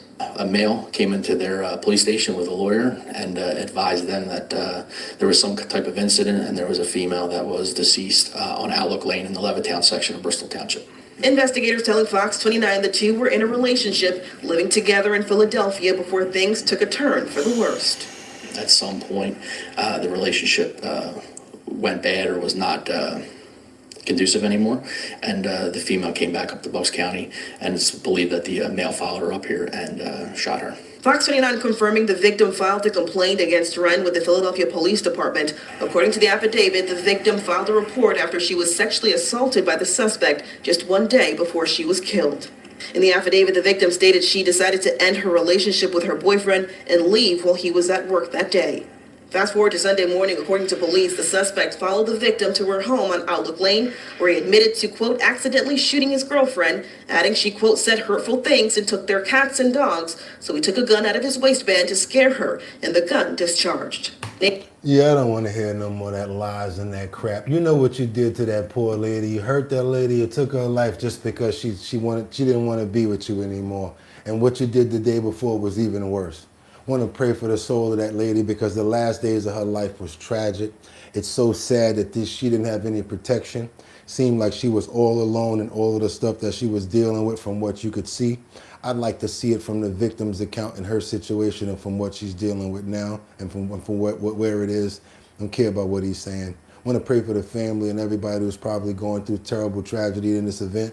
And if you guys are going through any situations like this or any domestic violence situations, I want to pray for you as well. Anybody. Amen. Let's keep it moving forward, you guys. We got to get on over to New York. And if I can make it there, I'll make it. Bum, bum. Anywhere. It's up to you. New York. New York. Y'all got to get right. Got a man who was singing about burning somebody. He's been arrested for an acid attack from 4 years ago, and he deserves it. Yep, let's get into it, you guys. Let's go. Breaking news, a break in the case of an acid attack on Long Island. Police have arrested a suspect nearly 5 years after it happened. Carolyn Gussoff has covered this story from the very beginning and joins us live from Mineola with the latest. Carolyn. Cindy, 5 years of waiting for answers as to who would do this to her. This is the day that Nafia Ikram has prayed for, an arrest in the horrifying acid attack that changed her life forever. We just learned about an hour ago that the person accused of throwing acid in Ikram's face in her Elmont driveway in March 2021 is Terrell Campbell, a 29-year-old flower delivery man from Brooklyn. Prosecutors told the judge that he drove a red Nissan Altima just like the car they've always sought in the case, and that he had numerous incriminating and shocking web searches immediately after the sulfuric acid attack, including sulfuric acid remover, sulfuric acid fabric remover, sulfuric acid on a car seat, and even can you recover from sulfuric acid attack? The fool put it inside of a rap song, what he did. Do your boy a favor, double tap that screen to get those likes up. It gets more people over here. That's all we're trying to do, make more people aware. They also said he's an aspiring rapper who published a song that directly references burning someone's face with acid. In the night, like a hitman assassin, try to run up and have your face burned in acid. I'm like the crocodile hunting. He pleaded not guilty. And he can't rap for trash. Couldn't even rap. His father was in court and said he knows nothing about this. He was represented by an assigned attorney. Ikram has endured dozens of surgeries, skin grafts, vision loss in one eye, and the agony of not knowing who did this and thought she might never. Today, prosecutors called it one of the most vicious and barbaric acts the county has ever seen. We're expecting to hear from Ikram and prosecutors and her family at a press conference that is just starting minutes ago. Campbell, meanwhile, is being held without bail. Prosecutors say that the investigation was stalled for so many years, in part because of technology companies. They were trying to get a hold of his internet online searches, and that ultimately helped break the case. Reporting from Mineola, Long Island, Carolyn Gussoff. Cindy, back to you. All right, Carolyn, thank you. And we broke this story on our streaming channel this morning. Be sure to stay with CBS. Yeah, that's the crazy one right there. I'm trying to get as much information about that as I could, y'all. Y'all see, I went into the break almost. I want to see what's going on with that because that was crazy. I want to pray for the lady who got her face burnt by that attack, and I saw how she looked afterward, you guys. It's really bad. It's kind of like Lynn from Lynn and Nova, but it's much worse because she has like her face and her eyes are sliding and things of that nature. So it's already completely healed, but because of her eye and everything, she has partial blindness in her right eye. I'm still hoping that there's some sort of revolutionary work that they could do to make people that have been dealing with burns and your love, Lord. Hopefully we can turn around this prognosis. Let's pray for the family as well as her, and hope that they bring this man to justice. Amen. We're going to keep on following this story right here as we always do. We got to get on over to Spain, Portugal. It's going down over there. We got thousands of people who's been forced to evacuate, and this crazy storm is taking over Spain. Talking about the waters receding to the point where it's going inside of the houses. It already got to like first floor levels. A succession of storms bringing relentless rain and swamping parts of Spain and Portugal, with thousands of people forced to evacuate their homes. For days, the picture has been the same, heavy flooding leaving people stranded and at the mercy of rescue teams, with entire streets submerged in water. I ain't know about this. This is nuts. That's like everything done backed up. We are worried. A lot of people have lost everything. Never, nothing like this. There was one in 1963, but nothing like this. It didn't rise as much as this one. An elderly man in southern Portugal died after his car was swept away. As authorities searched in Malaga for a woman that was missing after trying to rescue her dog, a body was later found nearby. Spanish farmers have warned that the rain has already caused millions of euros worth of damage to crops. Look while at angels hundreds of among roads us have been that I closed love across to the visit country. Portugal. This is sad, right? The European Commission's president has said support for both countries will be... I want to say stuff like this too, because y'all be knowing what y'all talking about. More of the end of the time stuff out, the Lord is mad. It's been raining every day in Europe for over a month. Good Lord, why are people so unaware of how they're controlled, the demonic spirits, the needs to be more emphasis on this aspect. Are you a lawyer for Seinfeld? Good one. Are you the lawyer from Seinfeld? Be available to help aid recovery and rebuild the damage. And some support has already been coming for people and their pets. Many will be leaving their homes not knowing the extent of the damage when they return. We're going to pray for those people over there in Portugal because guess what? We don't want that to happen to us, and it could be some people's family that's dealing with it over here, ramifications of it. It's another part of the world. Just because it's not the United States, guys, understand something. We report news from everywhere because we want people to be aware. And the power of prayers and the power of relationships and the internet is very powerful. Never know, we might be able to put a GoFundMe together. Never know, we might be able to do some research or outreach. Never know. Got to start helping each other no matter where we are. And that's what's going to get us better. Amen. Let's keep on moving forward. Because somebody just called me a lawyer. I would volunteer to be a lawyer. I'm actually pretty good at doing law. I've actually got a case tomorrow, believe it or not. Funny you said that. It's a small claims case that I'm looking forward to winning. Never lost in court because I don't go to court if I don't think I'm going to win. How about that? Put that in your pipe and smoke it. But we got this situation over here where this lawyer volunteers right on the spot in Judge Fleischer's court, and they throw out this case. What we had was a situation where we had a minor who had a weapon and didn't have a lawyer. But due to the fact that some judges are pretty cool and he saw what was going on, this lawyer just decided, you know what, I'm not even this kid's lawyer, but I'm going to step up and help him out. And he also was already fighting the same type of case. So he had the paperwork right there. He's like, all we got to do is change the names. This was kind of funny to me, so I wanted to show you guys this. Representative gentleman. Oh, hell yes. Here's the Fifth Circuit saying that it's unconstitutional. Good morning, sir. Sir, you're charged with unlawful carrying of a weapon. You are facing up to a year in jail and or a $4,000 fine. We are going to do probable cause. You have the right to remain silent. Anything you say can and will be used against you. Shh. You have the right to have an attorney present. If you cannot afford one, one will be appointed to you, sir. Yes, Judge. On February 5th, 2025, the officer responded to a suspicious person with a weapon on 5900 Gulf Freeway. The officer made contact with the defendant, who was 17 years old. The defendant advised he was inside Jack in a Box while brothers were selling waters outside. The defendant saw a male rushing at his brothers with a knife, pulled out his gun, and pointed it at the male while telling his brothers to run. The officer performed a search on the defendant, locating a 9mm Glock 19, and the defendant advised he bought the gun from a friend for $150. Now you see what the judge did? The judge is like, hard one. Even though, however, he got this GUN, he was protecting his brothers from somebody with a...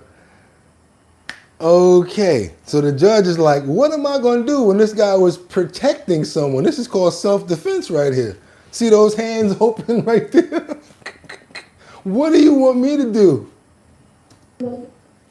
I mean, yes, Judge. In this case, the officer was going off the fact that he performed the search because he indicated there was a firearm. So he's going to the defense of others. Yes, Judge. Another person. And it's just the way this is pled is because he's underage. He's below the age of 21. That's the way it's pled, Your Honor. He still don't care. You hear this?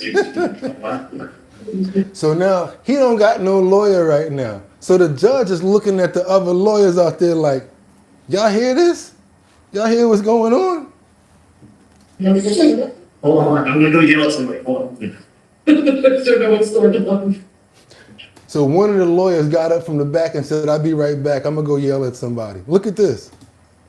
Hi, Judge. Is this young man charged with unlawful carrying of possession for being under 21? Correct. Hold on, I got a kid. Here's the GPS. But I'm more concerned about the defense of others. Did you hear? I mean, well, hold on a second. Here's GPS. Let me give you a lawyer, Mr. Yeah. Oh, I volunteer. I volunteer up something. Yeah. He said, I volunteer. He volunteering to be his lawyer for free. Yeah. Give me a record. Can you fill that out, please? I will do that. But here's a GPS memo saying that it's unconstitutional. Representative gentleman. Oh, hell yes. Here's the Fifth Circuit saying it's unconstitutional. Here is the United States District Court, Northern District, saying it's unconstitutional. Here's a motion to quash information. I'll just cross out the name. Great job. Yeah, I had to get in this fight yesterday, and I'm teed up. Here you go, Mr. Tito. Thank you.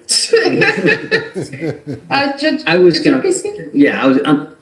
Look, you got to be very careful. You know, God forbid something happens where you really dig yourself a hole. I'm going to find no probable cause, but really, you have to be very careful. You know, sometimes you make a decision in life and it can really have consequences. All right, you know what that means, right?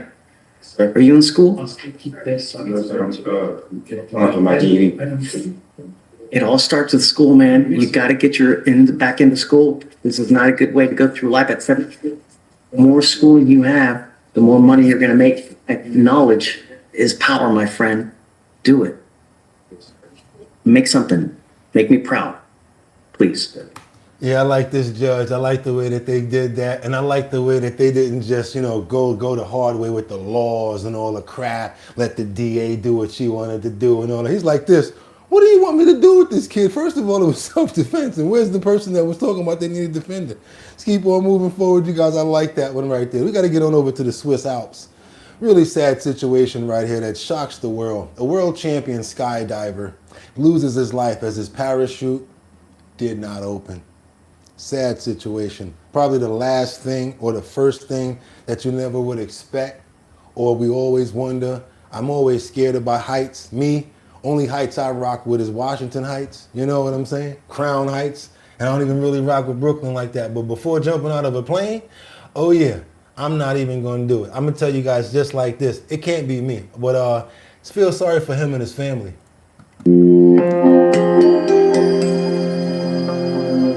A world-famous daredevil has lost his life in a horror plunge from Mont Blanc after his parachute failed to open.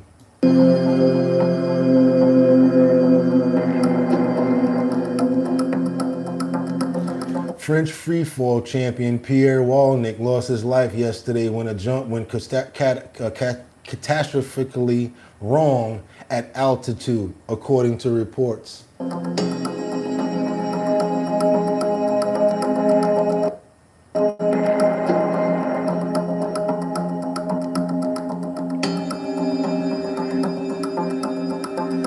The elite wingsuit flyer is said to have leaped from the helicopter above the mountain before the disaster struck mid-air.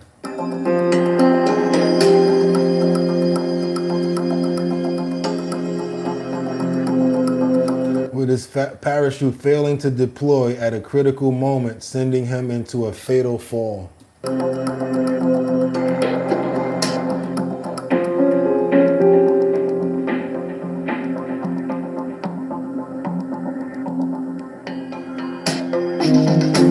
He was a giant in the extreme sports world at the top of his game. Seems like every time he did that, he was risking his life. There's some people out here that are adrenaline junkies. Some people just like to live on the edge. I want to say maybe that was the way that he wanted to go, but not with the parachute not opening. I know that must have been a horrific time. He's doing all of his moves or whatever like that. Then he finally gets to that altitude and he pulls that string and nothing comes out.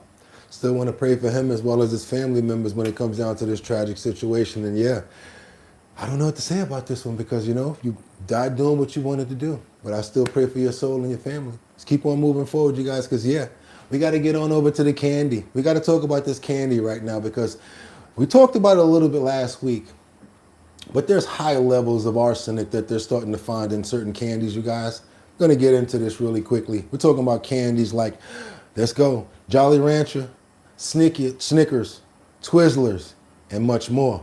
Let's get into it, you guys, real quick. Let's see what's going on with this candy. And we also got a major recall that I really need you guys to pay attention to. Let's get into it real quick. You want to think twice before picking up your next sweet. Scientists say arsenic is present in all foods, but mostly at low concentrations, safely. But research by the Florida Department of Health found elevated levels of arsenic in 60% of the candies they tested. I want you to hear about these Swedish fish and their levels of arsenic. The research comes as part of the governor's Healthy Florida First initiative. The First Lady says it's designed to boost transparency, independent testing, and accountability surrounding the food we eat. WEAR's Haley Samples joining us. And Haley, health officials say children, of course, are often the most vulnerable. That's right, and it may be hard to resist reaching for your favorite sweets. A local medical expert tells me moderation is key when it comes to these candies. This week, state leaders unwrapping bitter findings on sweet treats. There's a reasonable expectation that our food supply, especially foods marketed to children, should not contain toxic chemicals. The Florida Department of Health tested 46 candies from 10 brands. 28 of them tested positive for elevated levels of arsenic. Now, some of those brands include Laffy Taffy, Jolly Rancher, Snickers, Twizzlers, and others. More than 8 pieces of Swedish fish exceed the estimated safe annual arsenic exposure level for a child. Yet in a typical small bag, usually 3 to 5 ounces, there are anywhere from 50 to 100 pieces. Arsenic is a known toxin. Long-term exposure to arsenic is linked to developmental impacts in kids, cardiovascular disease, and increased cancer risk later in life. Most people either want candy or they don't want anything else, so that is a concerning thing. Julie Armstrong is a nurse practitioner at Pensacola's Partnering in Healthcare. She offers nutrition counseling to her clients. If you really have a craving for something like that, then having a piece of it here and there probably isn't going to kill you. Maybe.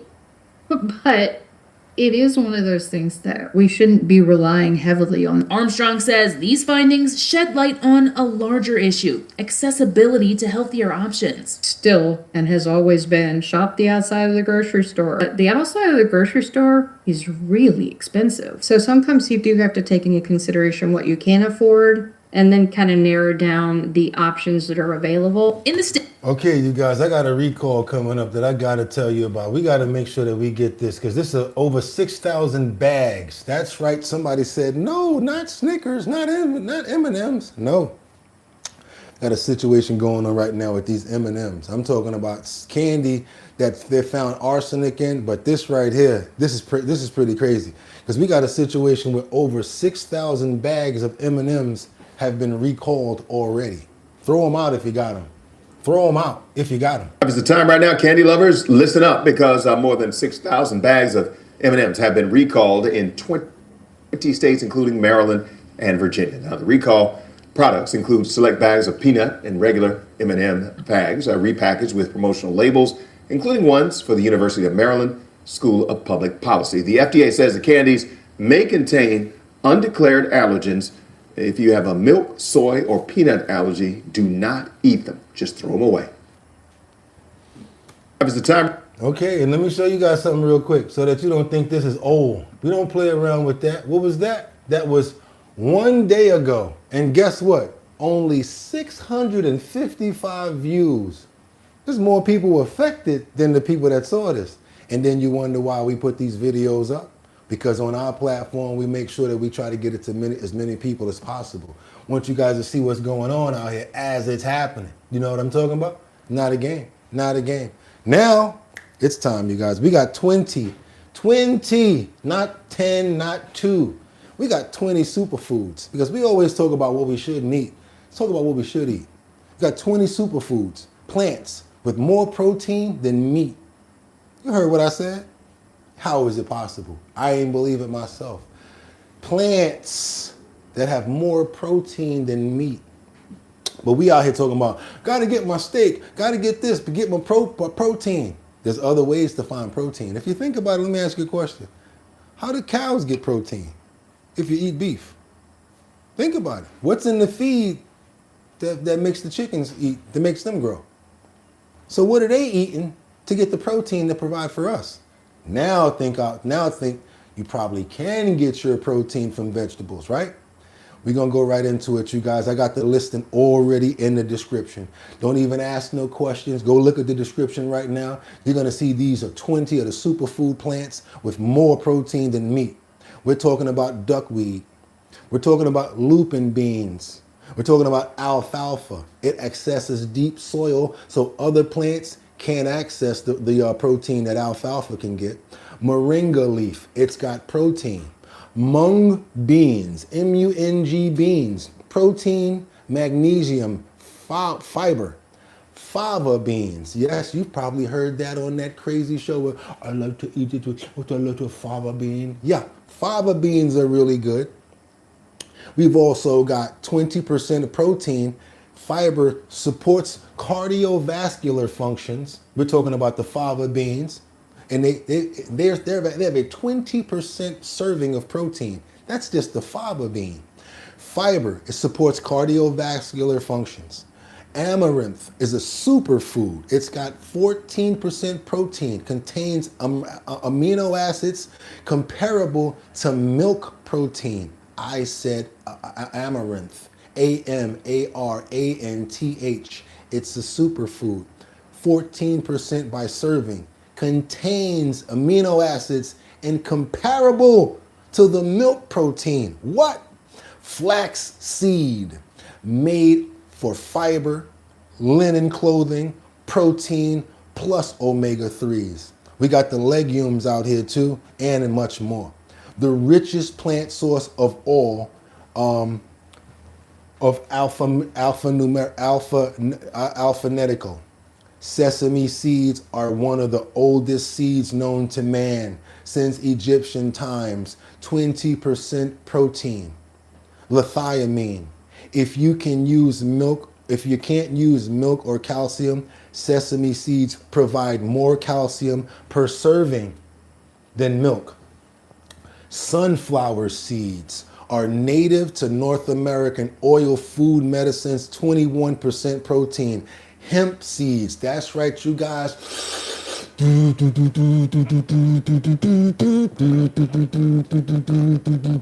Hemp seeds, they have 21. No, I'm sorry, hemp seeds, cannabis seeds, sativa. You can make clothing, fiber, smoking.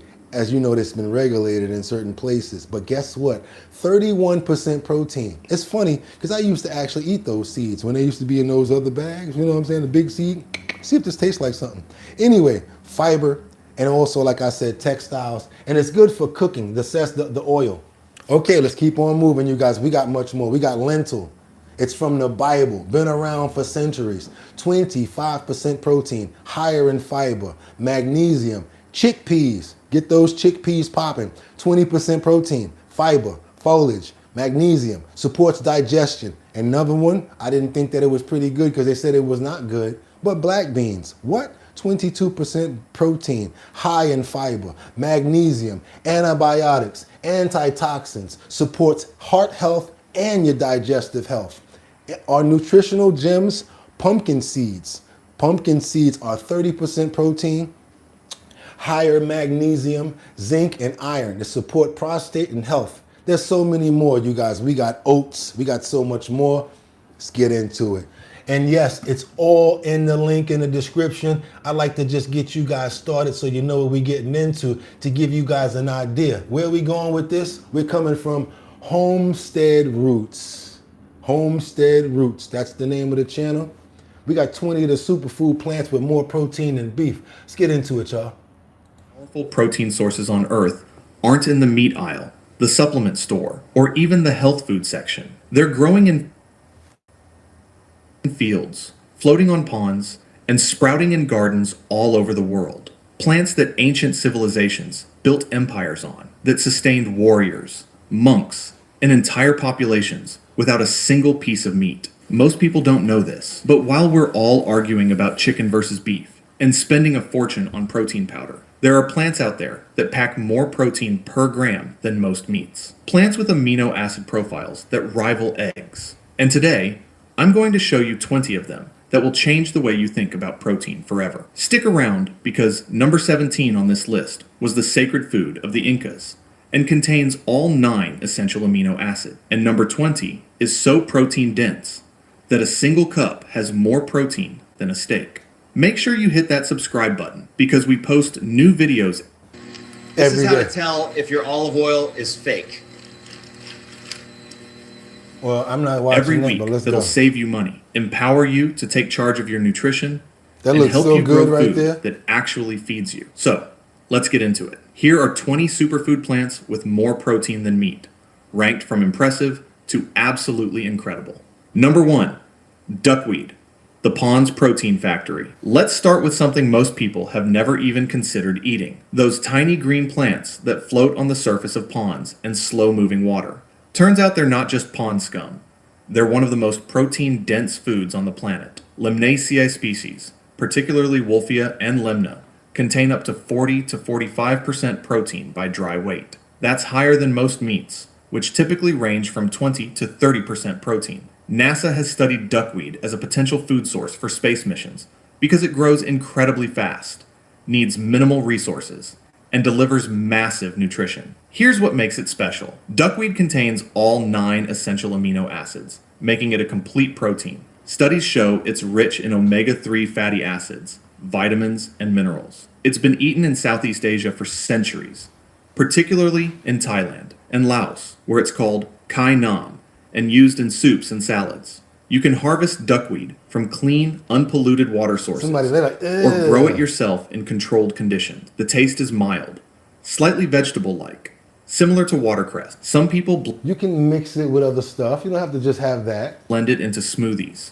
dry it into powder, or cook it like spinach. Duckweed got forgotten in the West simply because we never had a tradition of eating aquatic plant. But for anyone interested in sustainable, high-protein foods that grow faster than almost anything else, duckweed is remarkable. Think of it as the protein factory that literally doubles its biomass every 2 days, just waiting for someone to recognize its potential.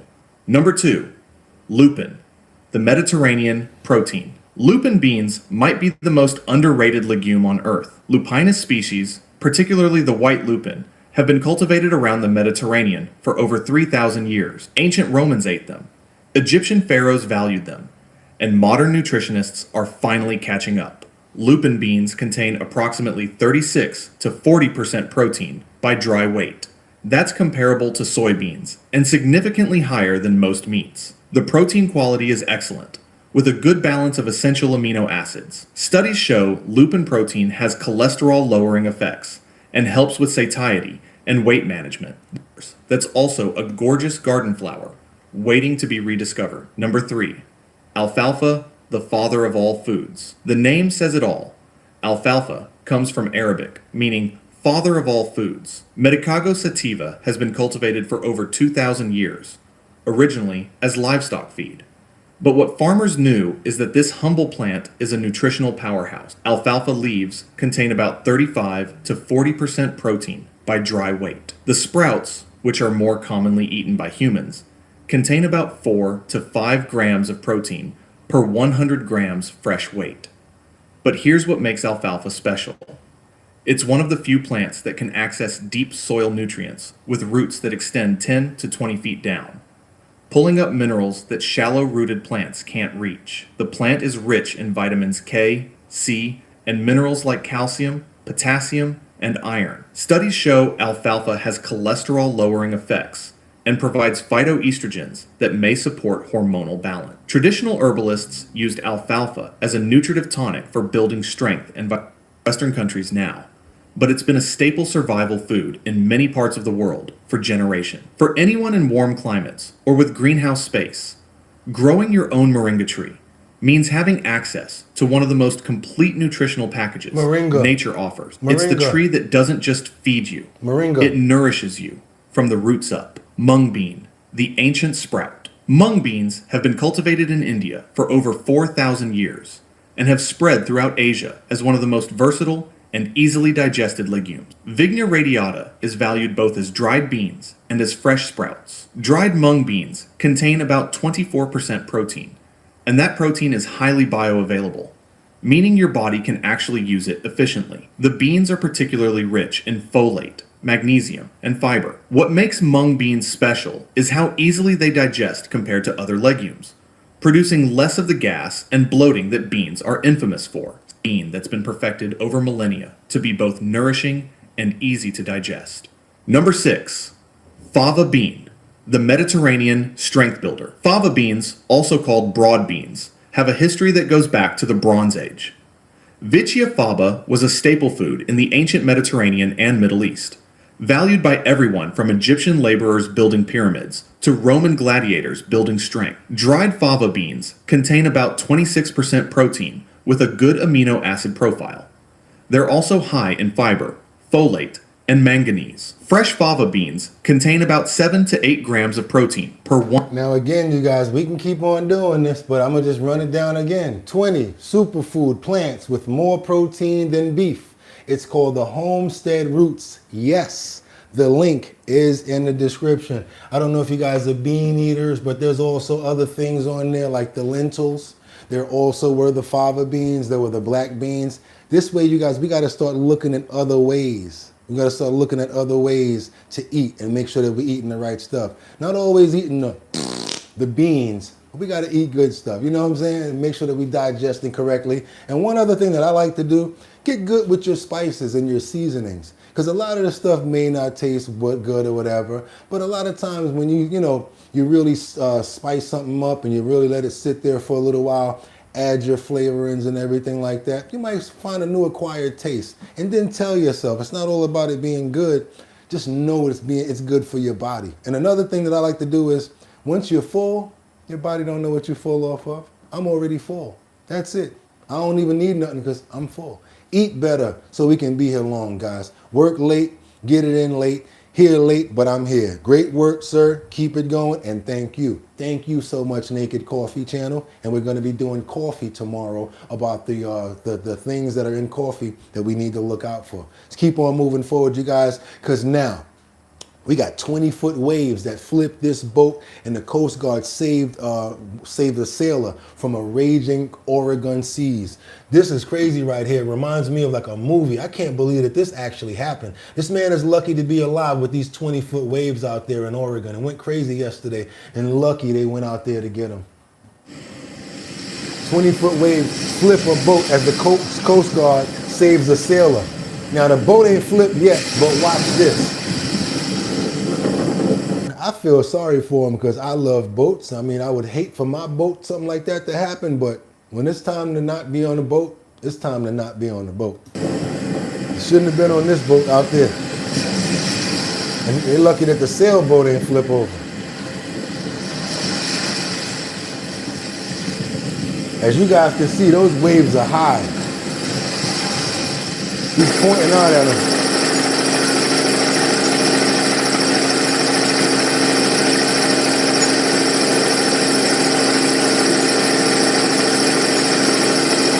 Keep watching.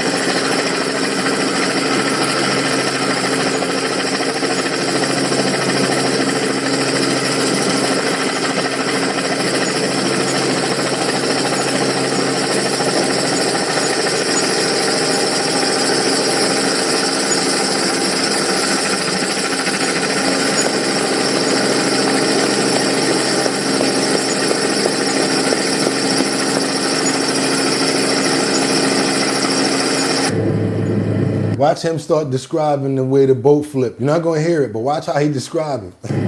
You'll notice he's going to start like, yo, you saw the flip?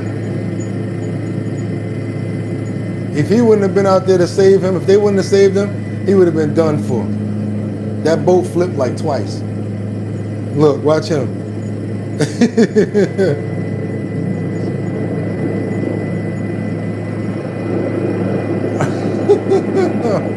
That was crazy.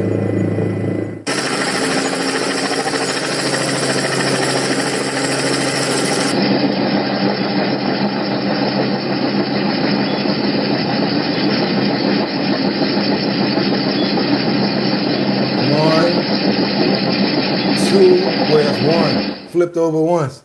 Crazy right there, you guys. He's lucky to be alive, and he's lucky that the Coast Guard was there to save him. Let's keep on moving forward, because we got this one man, and all I got to say is love. That's all we need in this world. We need more love. Do your boy a favor. I'd appreciate it. Show your boy some love. I really would love it if you double tap that screen and get those likes up. Gets more people over here to see our stories and what we got going on over here. We got this man. He did nothing but show love. He said he saw a dog that was struggling in an icy river. He jumped inside of the river to save the dog, and it was basically up to his waistline. But the dog couldn't hold on any longer. He saw that this dog was struggling. So basically what he did was he went all out, jumped into the lake himself just to save this four-legged friend of ours. Check this out, you guys. Go. I just was so blown away that a man was jumping into this frozen river to save her. My dog, Arizona, went missing in January.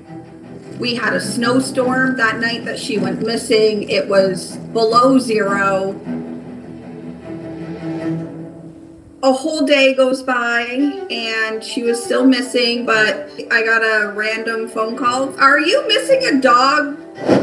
My son and I were in the truck, and my son looked over and said, hey, there's a dog in the river. But then when we got down there, unfortunately, she was swimming out deeper, I think scared of us. And I didn't really need to decide how I was going to get in because the ice broke through. So when I hit and it was up to my waist, I actually was relieved. Like, okay, this is doable. It was definitely an adrenaline rush. I didn't really feel cold at the time. It got up to maybe my chest, and I walked over, and she was definitely weakening at that point. She was up against the ice, kind of trying to paw her way up.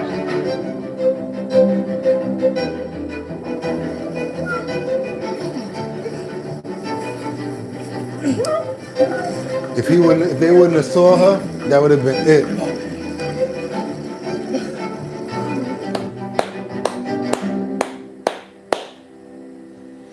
After getting Arizona, Chris called a number on Arizona's collar. I heard a voice. Hi, Morgan.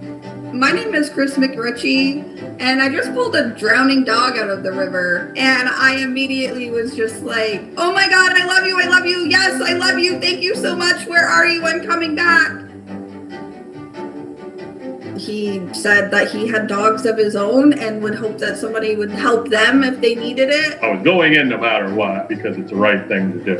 So He said, I was going in no matter what, because it was the right thing to do. There you go. That's the hero right there. Into a freezing lake. there was no choice to it. To see how close to death she was in that video, it was terrible.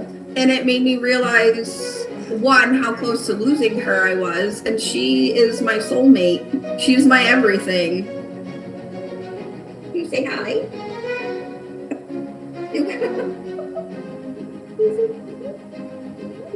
Chris and I still keep in touch. I will be eternally grateful for him, and I'm so grateful for this cute little face still being here. I would be too. You are forever indebted when somebody saves your baby. That's a family member right there. That's not just a dog. That's a family member right there. And that's how I look at it. We want to celebrate right now the fact that she was saved. We want to shout out to Chris and thank him for being such a respectable and a good person and an animal lover. But of course, over here, we don't just love dogs. We love cats. We love elephants. We love whatever the animal is. Why? Because they don't got no pockets and they can't rob us. Thank you guys. Amen. Double tap that screen to get those likes up. And guess what? Got one person I want you to see that we need to show some love to. This woman has been around for a long, long time. 106 years to be exact. Her children are like 50, 60 years old. Check this out, you guys. This is what you got to do. Sometimes you got to really respect life and thank God for being here. Let's get on over to Philadelphia to a woman who's celebrating her 106th birthday.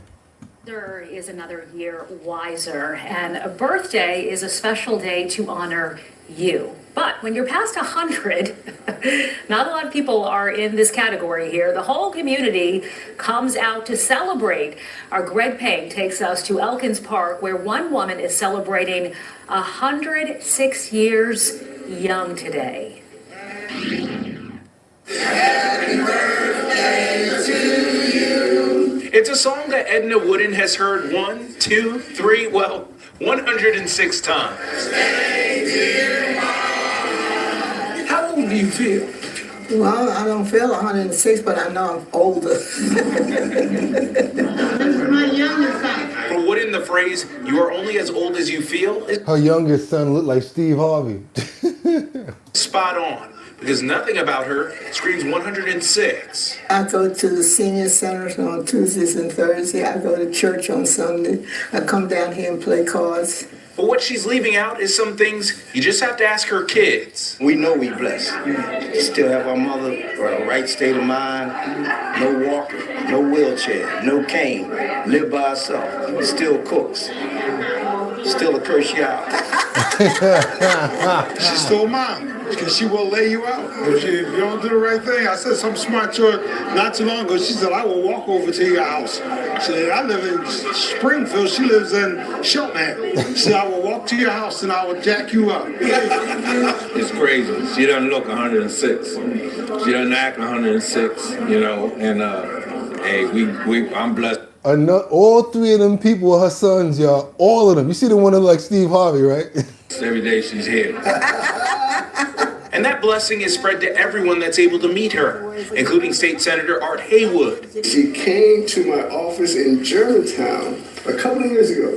Who showed up to recognize Wooden for this historic milestone, but left in awe of her life. That included being born and raised in North Philadelphia and working at a factory building parts for NASA. And you can't forget her travels. Where have you traveled? All over. I've been to China, Japan, and all those places, Switzerland. Wow. And even to this day, she travels. Last year, she went to the Dominican Republic for her birthday. Thank you. Which Wooden says that, along with God, is the reason she's no walker. She looked like she about 60-something years old. Still going strong at the young age of 106.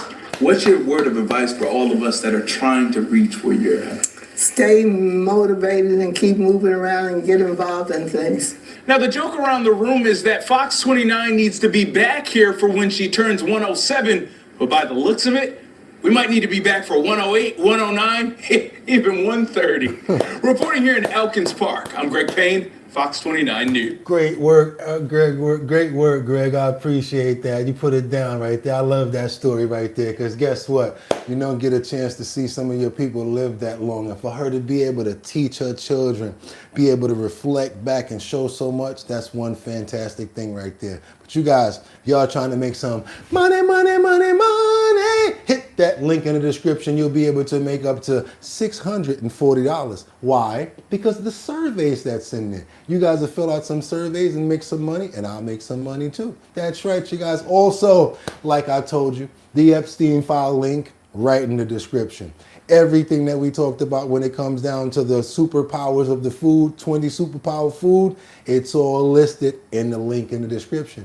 Even the link to go back and watch the video. We try to keep this information coming to you guys. It's not easy to keep on gathering it because I got to keep on coming up with it every day. Hope you guys appreciate it. That's why the only thing I ask you guys for is the likes. Because it's not easy doing this. We don't even hardly sleep. That's all we do. But we love doing it, and I do it for you guys. And guess what? You're trying to get your business out there. You're trying to promote, trying to get more people. All you got to do is send over your promos to us. But the only catch is you got to be a member or subscribe or send it over to us in a 1080 by 1080 size frame. It's got to be in that size because YouTube will not select it. It won't be able to fit inside of there. You won't even be able to see the whole promo. We're trying to help you guys. We've almost got 70,000 subscribers. So that means that we'll be able to get in front of that many people. Send over your promo. Got an event going on, trying to promote?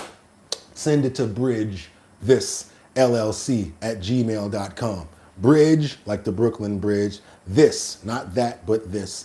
llc@gmail.com. That's my email address. I answer you guys back. I'll be taking show ideas. I'll be taking song ideas. Anything that you guys think makes sense, I always answer you guys back, just so you know. And with that being said, you know what we got coming up? Because I never play around when it comes down to the Show Your Talent search. That's the talent search that we're doing in Manhattan, Bronx, Brooklyn, Queens, and Staten Island.